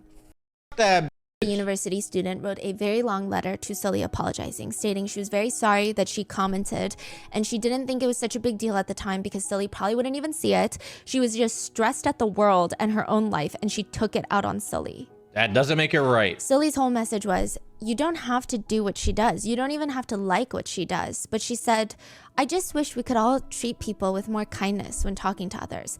Everyone wants to be treated kindly, to the point where even victims are told to be kind and nice. People always want others to speak with more kindness to themselves. And speaking of college, university, Sulli had a few bucket list items. Remember scuba diving? Mm-hmm. She had aquaphobia from a bullying incident. Aquaphobia. So she went scuba diving. And another huge bucket list item was going to university. In an interview, she said, of the 24 years I've lived, the thing I regret most is not having attended college. I've always wanted to go, but I couldn't. I'll definitely go even if it's later on in life. Sulli was in college. And I think that says a lot about Sulli, but her classmates really liked her and they respected her a lot. They admired that she just wanted to be there to learn, so everybody kept it a secret. Wow. News never leaked that she was in attendance at that college. Nobody knew which classes she was taking. Classmates agreed to respect her privacy and space. That's amazing. They never took pictures. They didn't ask for autographs. They never told their friends that Sulli was in their classes. I'm not gonna lie to you. Like, if let's say like, I don't know, J. Cole went to college with me or something, I'm live. Trust and believe, I'm live on Instagram. Hey y'all, look who in my class. Hey, this dumb motherfucker fail his test. Look at you. Hey J. Cole, where you going? Cole, Jermaine, where you going? J. Cole, Bro, what? In fact, other than people in her specific class, nobody even knew that she was on campus. Yeah. All the classmates tried their best to treat Sulli as just another college girl because that's what she wanted. One of her classmates wrote after her death, Dearest Sulli, the campus is starting to be colored with autumn foliage now. I wish you were here to see it. I hope you at least took with you the memories you made on our campus last semester.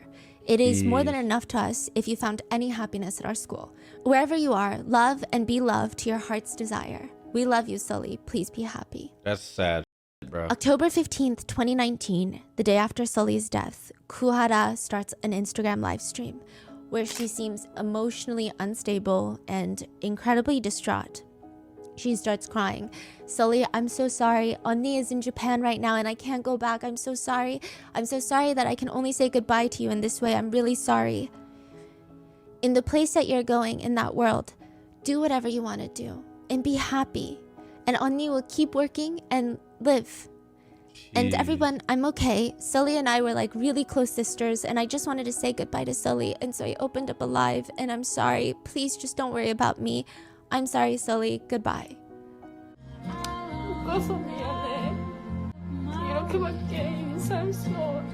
Dude.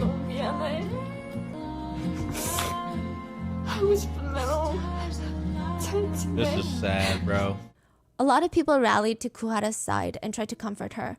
But there were still a small group of people that left some crazy comments like, wow, you're really trying to use your friend's death to gain popularity.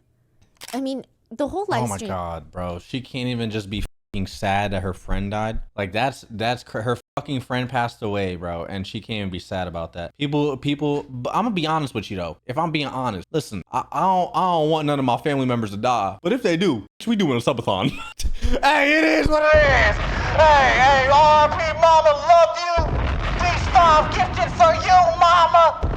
We're gonna take someone's slippers and give them to you up in heaven. Fuck you talk about Kenji? It's what she would want, bro, for sure. I know my mama. She'd be like, get that money. I already know, bro. I already know. Her eyes gotta are celebrate. so swollen. Even when she's talking, it's so clear. It seems like she just didn't have someone to talk to. She's rubbing her hands together, trying to self-soothe. She's comforting herself. They accuse her of trying to use her friend's death to gain sympathy. Reporter Kang, the one that Kuwata had reached out to earlier to help with Burning Sun, she reaches out to Kuwata. Hara, you're such a brave woman and you're very admirable. I want you to be happy. Hara texts her back. Hello, I'm okay. Yes, I will stay strong and work hard. Kuwata will have one last live stream. She's in a hotel room and taking from context, it must be really late at night. Late enough that some people are either waking up at that hour, but Kuwata explains she just kept waking up. Beginning of the live stream, she's responding to comments and she's speaking Japanese, Korean, and English, which is honestly crazy. But that's dope. There's a few alarming things from the live stream. Uh-oh. And it's likely hindsight, but it seems that her eyes are glazed over. Not like she's doing drugs, but just she doesn't seem fully present. And of course, it could be the fact that she just woke up from sleep. I don't know. And there's, again, a really heartbreaking part of the live stream. And this could be hindsight again. Towards the end of the live, she gets up and she starts dancing to the music. And I'm sure it's hindsight, but a lot of netizens have pointed out there is almost this like innocence to the way she's dancing. It almost feels like a little girl in her bedroom pretending she's an idol, pretending like she's on stage practicing her dance moves. I'm a fucking cry. Early in October, Kuwata does fly to attend Sully's memorial service, but immediately has to go back to Japan for her work. Then November 22nd, 2019, she comes back home to South Korea. She posts a picture of herself laying in bed with the caption, "Good night." It would later come out that on her private Instagram, she posted a black screen with just the words, "I'm scared." November 24th, 2019, Kuwata's brother, who didn't see any of these posts, would get a call from Kuwata's housekeeper. Said that she came to the apartment and Kuwata had self-exited. No, he starts bro. screaming, get her down, but the housekeeper cries to him, the police have arrived, but they won't let me take her down. They say that they're investigating, indicating she is already likely long past.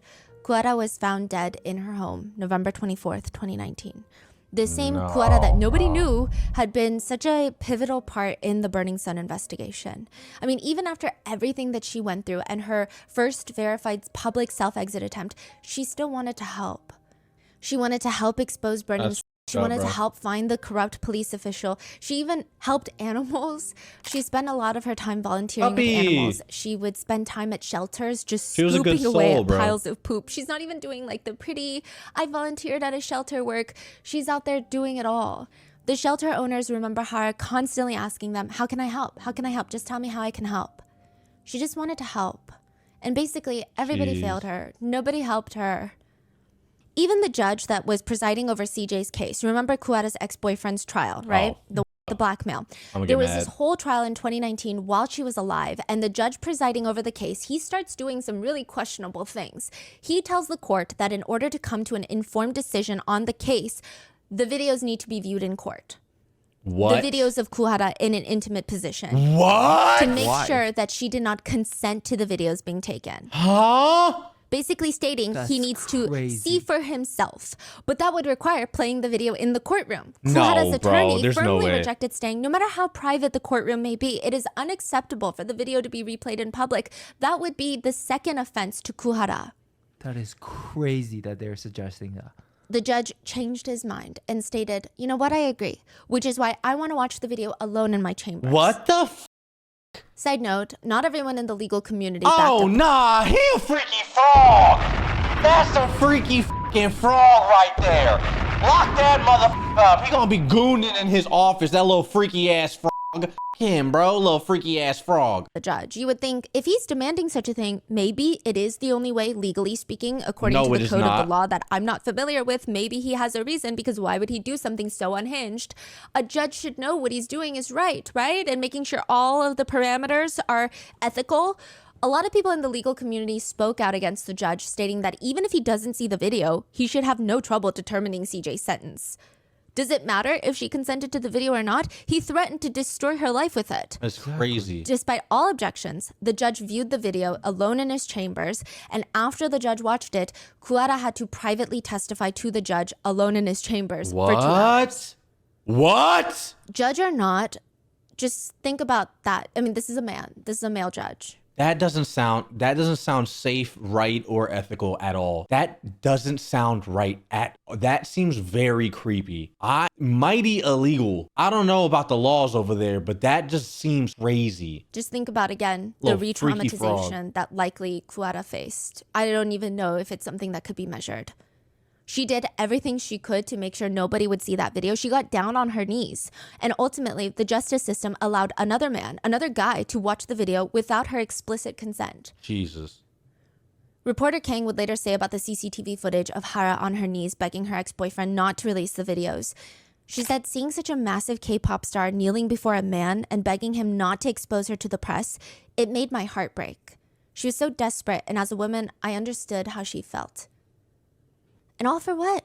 After watching the video, after listening to her testimony in private for 2 hours, the judge stated the content in CJ's possession cannot be said to have been taken against her will, even though she did not expressly consent to them. If she didn't expressly consent to them, she didn't consent to them. Weird ass judge. Little weird ass judge, bro. What the f are we talking about? He's like, well, she didn't say no, head ass. Like, what the f? Dude, the self-reporting from all these it is crazy what's going on right now. No, maybe. It's a yes or no. Consent is not like a maybe it's yes, maybe it's a no. It's a yes or no. But the court argued that Hara knew about these videos and photos before the blackmailing incident. When she found out that he had taken them without her knowing, she didn't immediately delete them. So technically, she consented after the fact. Huh? That's not how it works. That's literally not how what the court is consent works. arguing, which Consent does not work like I that, think bro. is a really good argument if you just had a lobotomy. Because what are you even saying right now? That doesn't even make sense.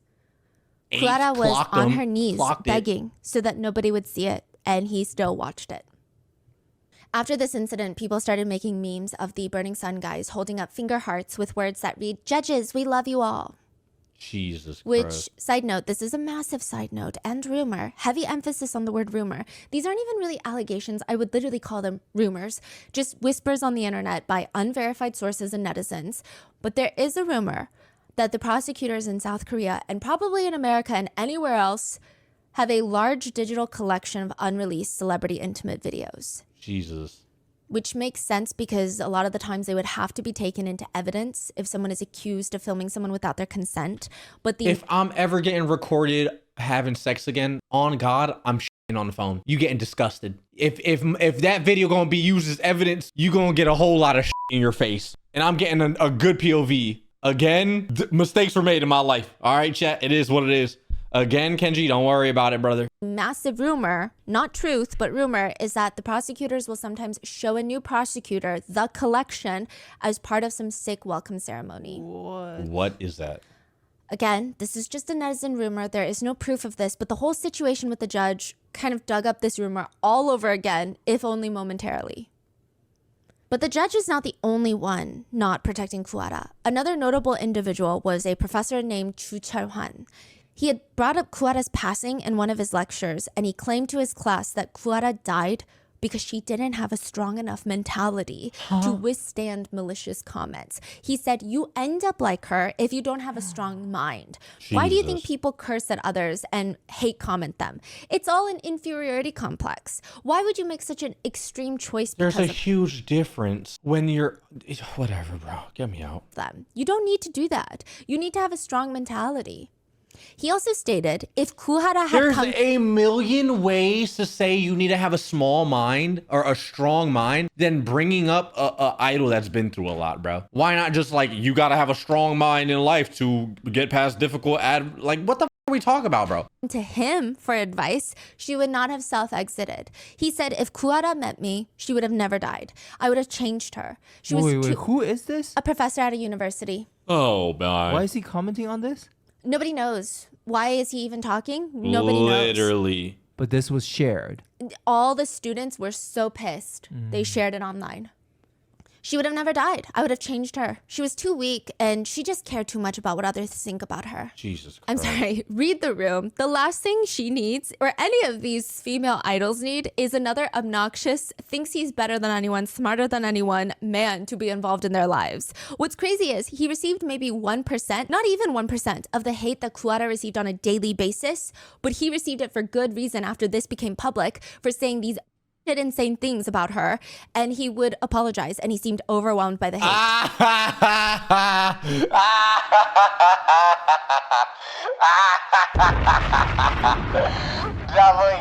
I'm not gonna lie to you, bro. Like I get a bunch of fucking hate, dude, on a daily, DMs, whatever the fuck, you feel me? Like, it is what it is. I've built up thick enough skin, so it's kind of like, okay, got you. And could look outside in and be like, oh wow, he's acting emotional or whatever the brother, till you're put under the microscope and having a bunch of people throw shit at you is insane. We got canceled like how many times, chat? The first time I got canceled, bro, I was freaking the out. We were on cancel number 18. The most recent one was like what? I had a fat model and people were mad about it. You feel me? But like, brother, when I tell you, it's very, very stress inducing. You feel me? Having the human mind is not made for like a bunch of backlash and negativity coming at you from all different angles of the internet. It's just not, it's not meant for it, bro. You feel me? So your mind kind of just breaks, dude. You feel me? You kind of build up a tolerance to it, but like, it's fucked, dude. It's actually cooked right now.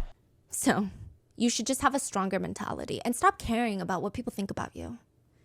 He also defended the ex-boyfriend, CJ, saying that he made one mistake. Jesus Christ, dude. Yeah. He continues, what if student A made a mistake in high school and filmed a slightly erotic video and we all saw it? Why should anybody die? If it were me, I would have said, so what? So what if others see it? What's wrong with my body? You need to have a strong... Pull your out. Pull your dick out. Since you don't care, let me see you meet helicopter in front of the whole class and let us all take video since you're so brave and bold. You know what I mean? Like, what are we talking about, bro? Like, dude, it's privacy. It's your most intimate parts with someone that you were supposed to trust. You did, and then they broke your trust. Get me. Oh my God. How did they become a professor? Strong mentality like that. Why should you choose to die just because someone saw your embarrassing side? What good is that to anybody? Is he fired or no? Please. I don't think so. He would later try to excuse the whole lecture by saying that he was trying to teach freshmen how to self-love. You can do that in a million different ways. Like, I can think of a billion right now. Dude, what are we talking about? I just feel like every man in this story is like a caricature of a villain. I don't even know, like, why are they doing this? Why are they doing this? No, it's they're not villains. Cases, it's like just dumb, misogynistic, sexist, like, men. You know what I mean? Like, everyone she's talking about is just like, it's like men derogatory. You feel me? It's cooked. This case is just, particularly every single man that has come up in this case, I'm like, please just shut up. Because what are you doing? Maybe there's been a few redeeming men in this whole story. Self-love, dude. Like, what? We're talking about self-love. Yeah, put Listen, I'm trying to teach y'all how to self-love by putting someone else down, dickhead. Makes no sense. Makes zero sense, bro. What are we talking about? It's so bad. Why would he even talk about her? The judge, the professor, these are all people in power with influence and experience that could have protected Kuwata and teach future generations about the law and how it's unacceptable to do what CJ did. But instead they excused him. Wow. People remember how hard Hara trained to be an idol. She was balancing idol training, school. She did this when she was 14. Jesus. She said once, I went to classes even when I was sick and I had nosebleeds. If I didn't practice, I would start getting anxious. In the beginning, it was really hard to adjust. People told me to quit, but I got anxious thinking about, what if I spend the rest of my life not becoming what I want to do? So I worked hard. I fainted a few times from exhaustion, but I couldn't let that stop me. At the time, a lot of Hara's bullies online would say that she doesn't care, she has no talent, she's boy obsessed, she doesn't care about her future, what the world thinks about her. They called her a train wreck. I feel like in their sick minds, they justified that as a reason on leaving some of the most heinous comments you could think of. Clearly, she doesn't care, so it doesn't bother her, obviously. But that's just so not true. Some of Hara's older brother's memories are from when she was first debuted. She was rewatching her KBS Music Bank performance with her group Kara. And at the end, she accidentally slipped on some of the falling confetti and she briefly gasped, "Ah!" as she fell. Her brother thought it was a cute moment and it showed how human and natural she is. And I mean, all the fans online were talking about how the confetti do be a little dangerous and they were cheering her on. Aww. But Hara was always her biggest critic. She was in tears watching it. She was sobbing about her mistake and how she could have done better. She should have known better. She should have done better. She's super This hard. is the same woman who in 2013, Kara was touring in Japan and after performing several stages in one day, she collapsed on stage. She had to be carried off the stage. She was given aid, and she forced herself back on the stage before the concert ended. Wow. When the concert ended, she was immediately rushed to the hospital, and she was back to performing the very next day, an entire set. You would think that netizens at the time would have a lot of respect and praise for her dedication for her work, but this is what was being said online. The top comment on that article that has over 6,000 likes reads, Kara faints during Radio Star after Hara throws water bottle. Because remember, she threw a water bottle on the Radio Star show. Wow. That's in part 2. How is that related to this? It's not. They're just saying like a better headline would be she faints after throwing a water bottle because she was known for throwing a water bottle. Corny. Another few read, should have been more careful. Maybe she tripped on the water bottles that she threw. That's what happens when you starve yourself to diet. Just eat food and stop being so vain. Jesus. Hara said one of her favorite quotes was, smiling through the times you're tired and giving your best at work. The day after Kuwata's death, a lot of idols were on their way to Vietnam for the Asia Artist Awards. A lot of them were seen wearing all black, likely out of respect for Kuwata. Idols went on to social media to pay tribute to Hara, and a lot of groups even rescheduled their comebacks and listening parties. One that stood out was an Instagram post of somebody who knew her since she was a child. Wow. And it reads, our Annie was famous ever since I was in elementary school. I once went to a dance academy with a friend, and when my friend pointed at Annie, Kuwata, I looked and I saw this pretty and very skinny girl in loose clothing sweating buckets as she danced with all her energy.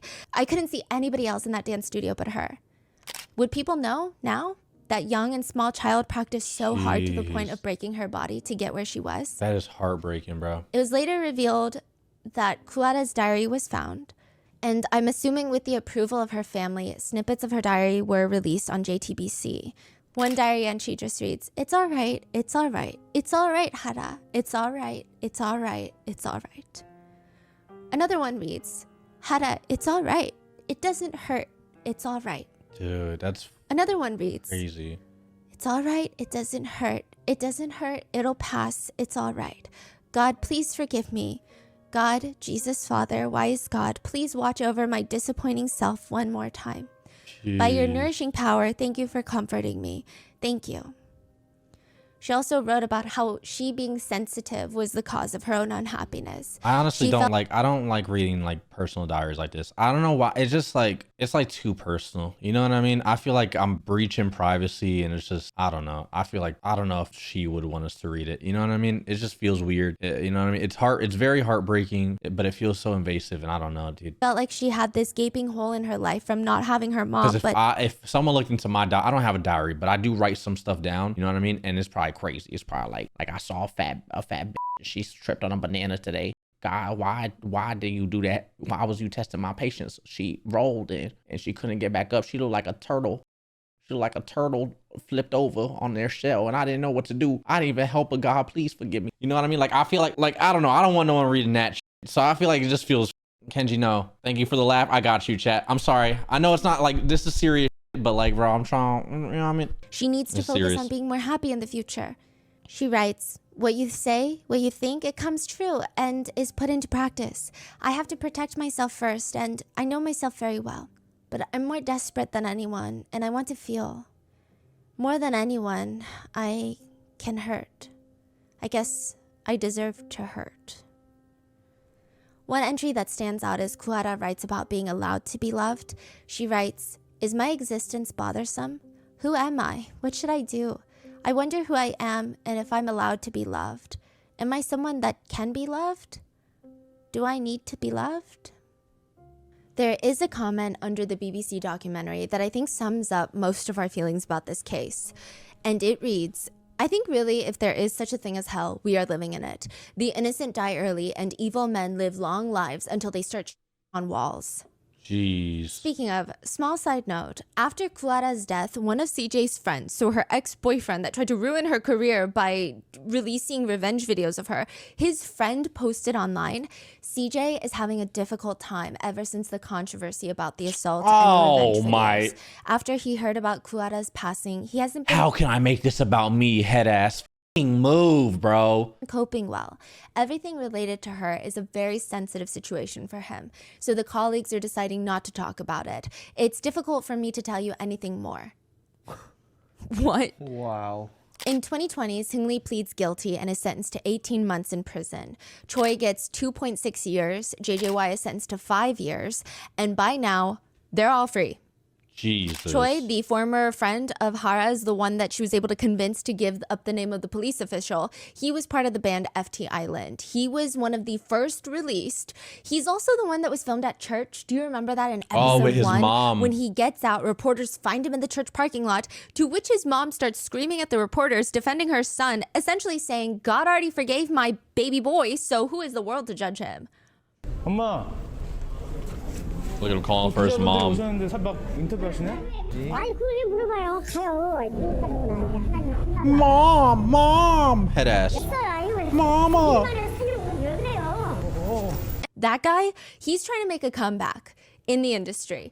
He joined FannyCon, a Japanese fan community platform. It appears to have kind of a subscription-based model. So if fans want, they can pay and join a celebrity's channel and get more intimate updates.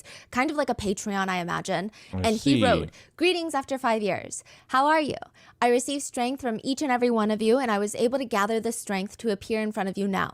Thank you so much. I hope I can communicate with my fandom here. I want to show you everything about me, including what I want to do with my future and my personal life. I will try to— Dude, I mean, this just goes to show that, like, it doesn't matter. If you have a following, that following is always going to be there, bro. You know what I mean? You could do, like, the most heinous. You could be caught in 4K with screenshots, talking shit, docs, or whatever. The fucking mother could just come back and people were like, oh, we forgive you. We're back. We're whatever the... You know, we're always gonna... It's just, like, weird shit. People are always gonna, it's just a fact, you know what I mean? It's just how it is, bro. You know what I mean? Those so-called fans, yeah, it's kind of fucked, but create a bright future with everyone. So please support me. Thank you very much. This man was charged with gang R-wording someone, and he has the backbone to be like, please support me. I want to create a bright future. Crazy. After JJY is released from prison, which, side note, his whole 5 years in prison were not bad at all. According to fellow inmates, they said he would receive packages of comic books from loyal fans, and he was generally just having a good time. In 2022, JJY met up with his connections in the music industry to tell them that he still wants a music career. He still wants to be behind the scenes now. He doesn't want to be a singer, but he wants to be a music producer. It's speculated that he's preparing to immigrate abroad and return to music. During the process of editing this video, on July 9th, JJY was spotted in a nightclub in France. He approached a group of women, introduced himself as— He does not need to be in a club! What? Did we not learn anything? What the fuck? as June and then asked for their IG handles. Later, there was a friend who was with JJY, and he went around telling all these girls in the club that JJY is a famous singer from South Korea and he's planning on opening up a Korean restaurant in France. There is a literal video of this man in the club standing in front of a woman, dancing on her, and he's spotted kissing multiple different making out with multiple different women. He has this whole new backstory where he states he's June from Boston, he's a music composer, and he wants to open up a restaurant in France. Yikes. So now that all this new information has leaked about him and his little whereabouts, he has gone private on all of his socials, and he's even stated, all I did was ask people to be friends with me, and I'm just so disappointed. So someone who knows June from Boston, aka JJY, stated, yeah, 5 years in prison did absolutely nothing. He is the same, and he has no plans on leaving the music industry. Yikes. Seungli has been spotted here and there going clubbing. It would later come out that right after he got out of prison, he was trying to call up his friends to see if they wanted to go clubbing with him. One acquaintance who is said to have been close said, he called me after he got out of prison and asked me how I was doing. His voice was calmer, but other than that, it didn't seem like he changed much.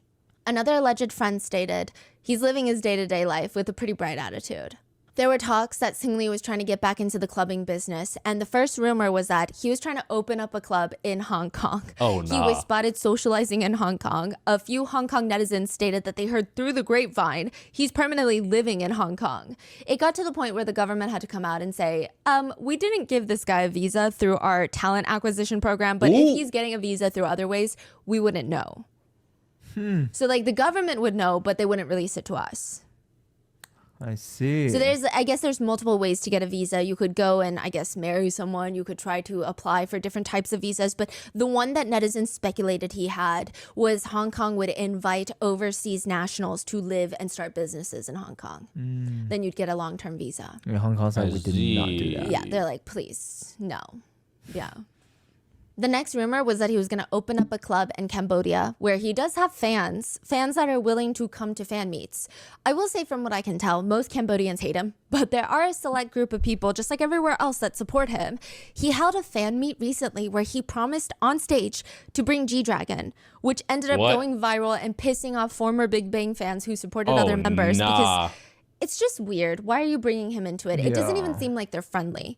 He was also promoting Big Bang merchandise, which is very interesting. He also gave this speech on stage in Cambodia, and this speech has somewhat gone viral. He's gripping the mic with all of his strength. He's in a three-piece suit. He looks like an uncle at a wedding.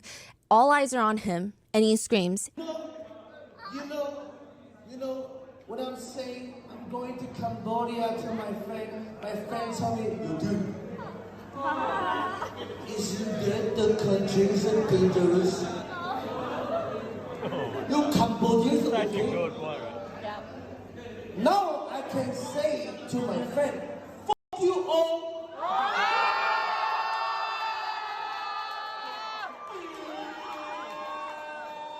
And I said, shut up and try to come here and see what happened in Cambodia. This the greatest country in Asia. and he's like puffing out his chest like an angry peacock. I mean, it's just, okay, taking out the morality of supporting a guy like this, just vibes wise, this is your man. He's getting off on this attention and he just keeps going. And I said, shut up and come here and see what is happening in Cambodia. This is the greatest country in Asia. People say that he has a Donald Trump accent.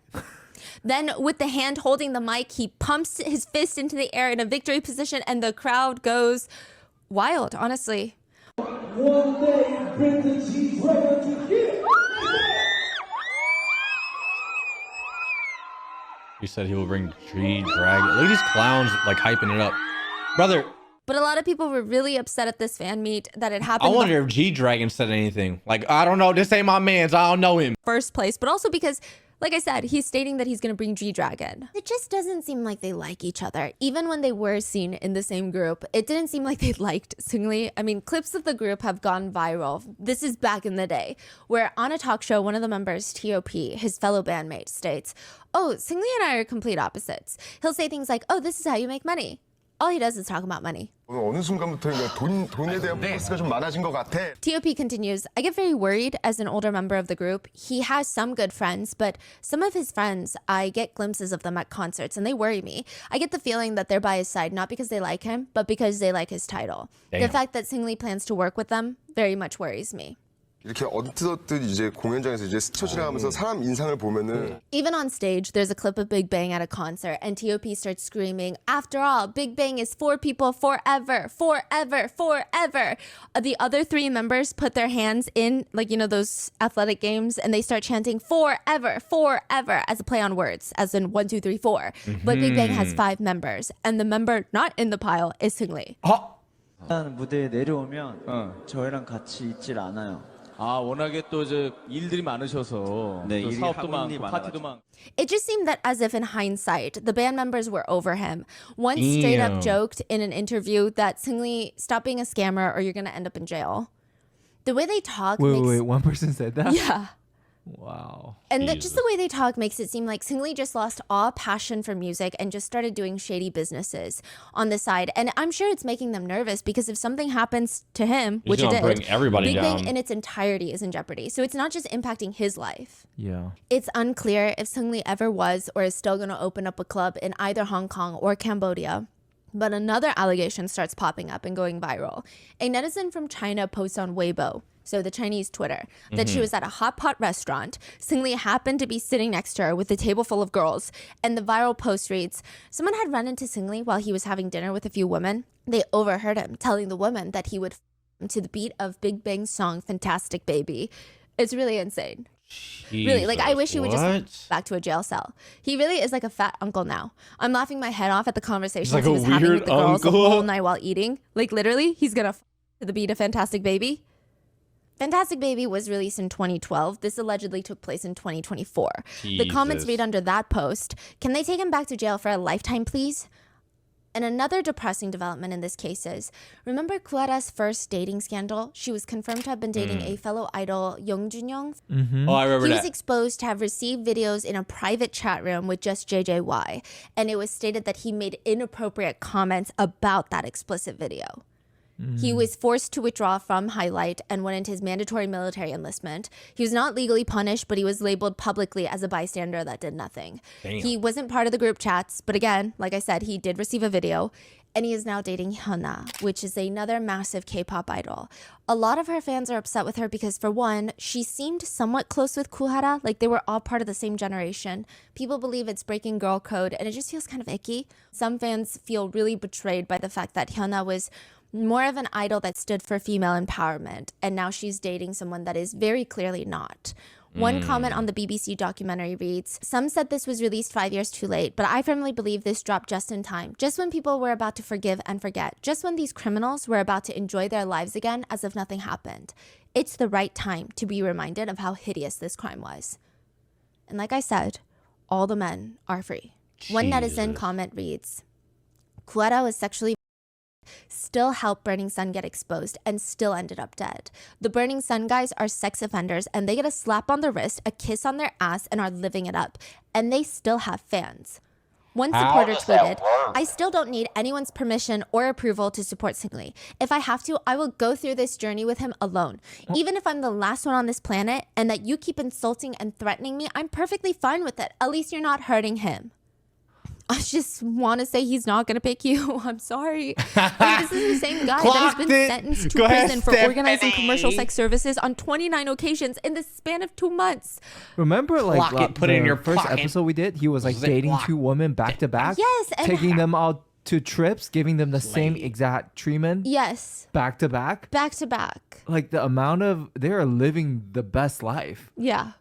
And they're not going to choose you. Like, you could go to war for this man in my comments, in my emails, on Twitter, on your little self-published Medium articles, and like he's not going to even notice you. They need, nor will they need to leave Stephanie alone, bro. he give a honestly, like, just I feel like there's a better way to spend your time.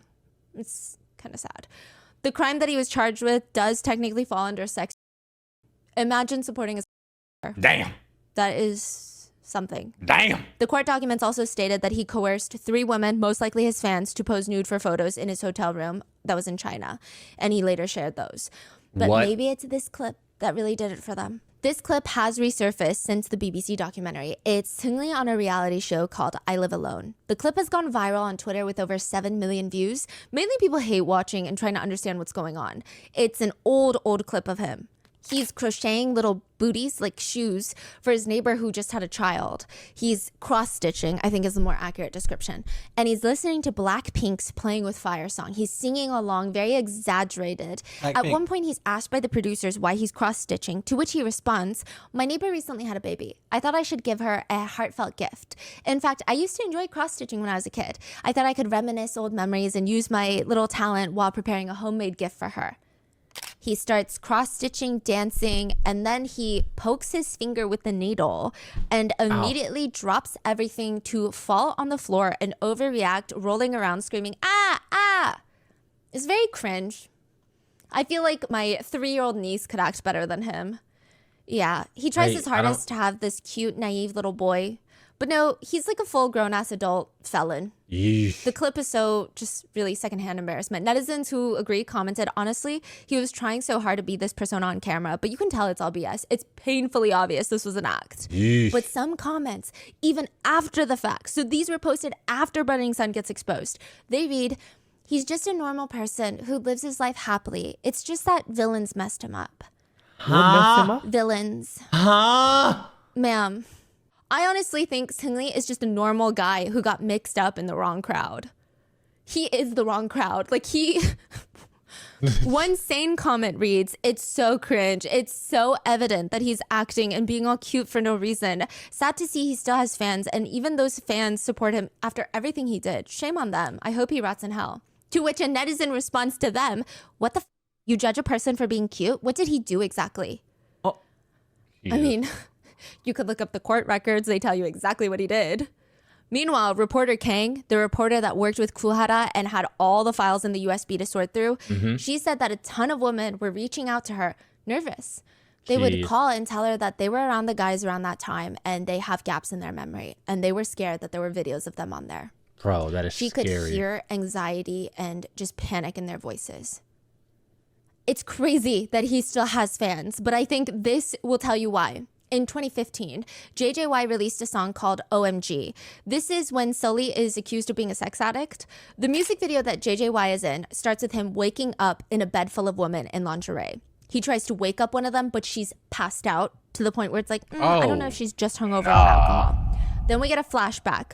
It's a sequence of the night before and how he ends up here, mixed in with JJY the next morning, walking around the house, seeing this disaster from the house party. There's unconscious people laying around everywhere, and he starts messing with their bodies, trying to see if they'll wake up. Which, considering he date R-word drugged women, essayed them while recording it, it's kind of wild that he felt confident enough to base a music video basically on what he does in real life. We get flashbacks to the night before where he's walking through a club filled with women in lingerie. At the end, he's fighting a guy in a wolf mask with a lightsaber, but at one point it looks like he hallucinates into seeing a real wolf, almost insinuating that he's like on drugs. The whole thing is weird, but it ends with him having a foursome in the bed and then waking up with the girls passed out. Some netizen comments read, "I feel like he invented the word foreshadowing." This is vlog. When you decided to take based on a true story very seriously. But again, this is all hindsight. When the video first came out, everybody... Hats off to her, though. She going crazy. She's snapping. I don't know how she does this all off the top. One cut. Dude, she's talented, bro. Oh my gosh, she's so talented. Oh my God. I feel like I'm at like dinner. I'm at dinner with a girl, and she just like telling me about everything. Like her whole life. You know what I mean? I'm just like, word, yeah, nah, yeah, I agree. Yeah, absolutely. Word, for sure. Absolutely. Yeah, girl. Hell yeah. Yeah. Oh, no, she fucking didn't. Oh, no. He loved it. JJY was getting praise, and if anyone critiqued how sexual and weird it was, everyone said, it's his art. That's how he expresses himself. It's his career. It's a literal music video. But now, netizens are comparing it to a movie Sully did around the same time. Sully worked on a movie called Real. It's an action noir film. She had this scene where she's topless. First of all, who cares? Second of all, it's for a film. Just like it could be argued that all the scandalous racy scenes in JJY's music video are for his art, for his work. Same with Sully. Where is the difference? But the comments under articles about her new film, they read, she's already running around exposing her nipples. Not like this is a big deal to her anyway. What if I... Huzzah! it looks like he hallucinates into seeing a real wolf, almost insinuating that he's like on drugs. The whole thing is weird, but it ends with him having a foursome in the bed and then waking up with the girls passed out. That's Some freaky. comments read, I feel like he invented the word foreshadowing. This is vlog. When you decided to take based on a true story very seriously. But again, this is all hindsight. When the video first came out, everybody loved it. JJY was getting praise, and if anyone critiqued how sexual and weird it was, everyone said it's his art. That's how he expresses himself. It's his career. It's a literal music video. But now netizens are comparing it to a movie Sully did around the same time. Sully worked on a movie called Real. It's an action noir film. She had this scene where she's topless. First of all, who cares? Second of all, it's for film. Just like it could be argued that all the scandalous racy scenes in JJY's music video are for his art, for his work. Same with Sully. Where is the difference? But the comments under articles about her new film. The only difference is the gender, because they're misogynistic and sexist. These motherfuckers, these double standards need to go. Continue, fast Stephanie, 2x speed. Around exposing her nipples, not like this is a big deal to her anyway. I can already tell by the stuff she shares on her social media that she wouldn't use a body double. I really don't understand at all why SM Entertainment still has her under them. She's pretty, I'll admit that, but her body's whatever, and her personality is just hopeless. She exposes her top half on her own without much prompting anyway. Feels like we've already seen it all. Wow. But more than that, she had a scene in the movie where her character does drugs. In South Korea, drug usage is considered one of the worst things you can ever do. It's probably worse than essaying people. Honestly, that's how they see it in the law. Okay? They take it very seriously. Sully had zero experience with drugs. So in this attempt to figure out what it would look like, how she was supposed to act, she starts watching 5 movies a day where the main character does drugs. Her friend asked her, why are you doing that? And she said, I don't know what that looks like, so I just really want to do a good job on this. Because it makes sense considering she left FX to pursue acting. She has a lot of pressure. It's clear. Like she needs to do well. But netizens thought she acted too well. They argued that only a real drug user would behave like that. From then on, the title of being a drug user starts following Sully, and everything she does is just further confirmation. Only a real drug user would fucking watch movies on drugs? How does that make sense? These they don't make any sense, bro. Oh my God. That she's a drug user. She talks a little bit slower compared to others. I don't even think that she talks slow. They say she's on drugs. They would take pictures of her pupils, compare them to other drug users, and it seems like she does naturally have bigger pupils because a lot of people were showing pictures of her where she's clearly not on drugs, like during interviews, and her pupils seem enlarged, like bigger than most people. But they're taking that as evidence that she's doing drugs and putting them side by side with drug users' pupils. It was a lot. So when JJY does it, it's his craft, it's his art, it's his expression of creativity. But when Sully does it, she's a drug addict and a slut for showing her breast. That is double standard. I'm tired of it. If you want to finish this video, go subscribe and like Stephanie's video. The link is in the description. I'm tired of these double standards and sickos in my face. I am leaving. Like, comment, subscribe. Like, comment, subscribe. I hypnotize. Like, comment, subscribe. I hypnotize. Like, comment, subscribe. I hypnotize.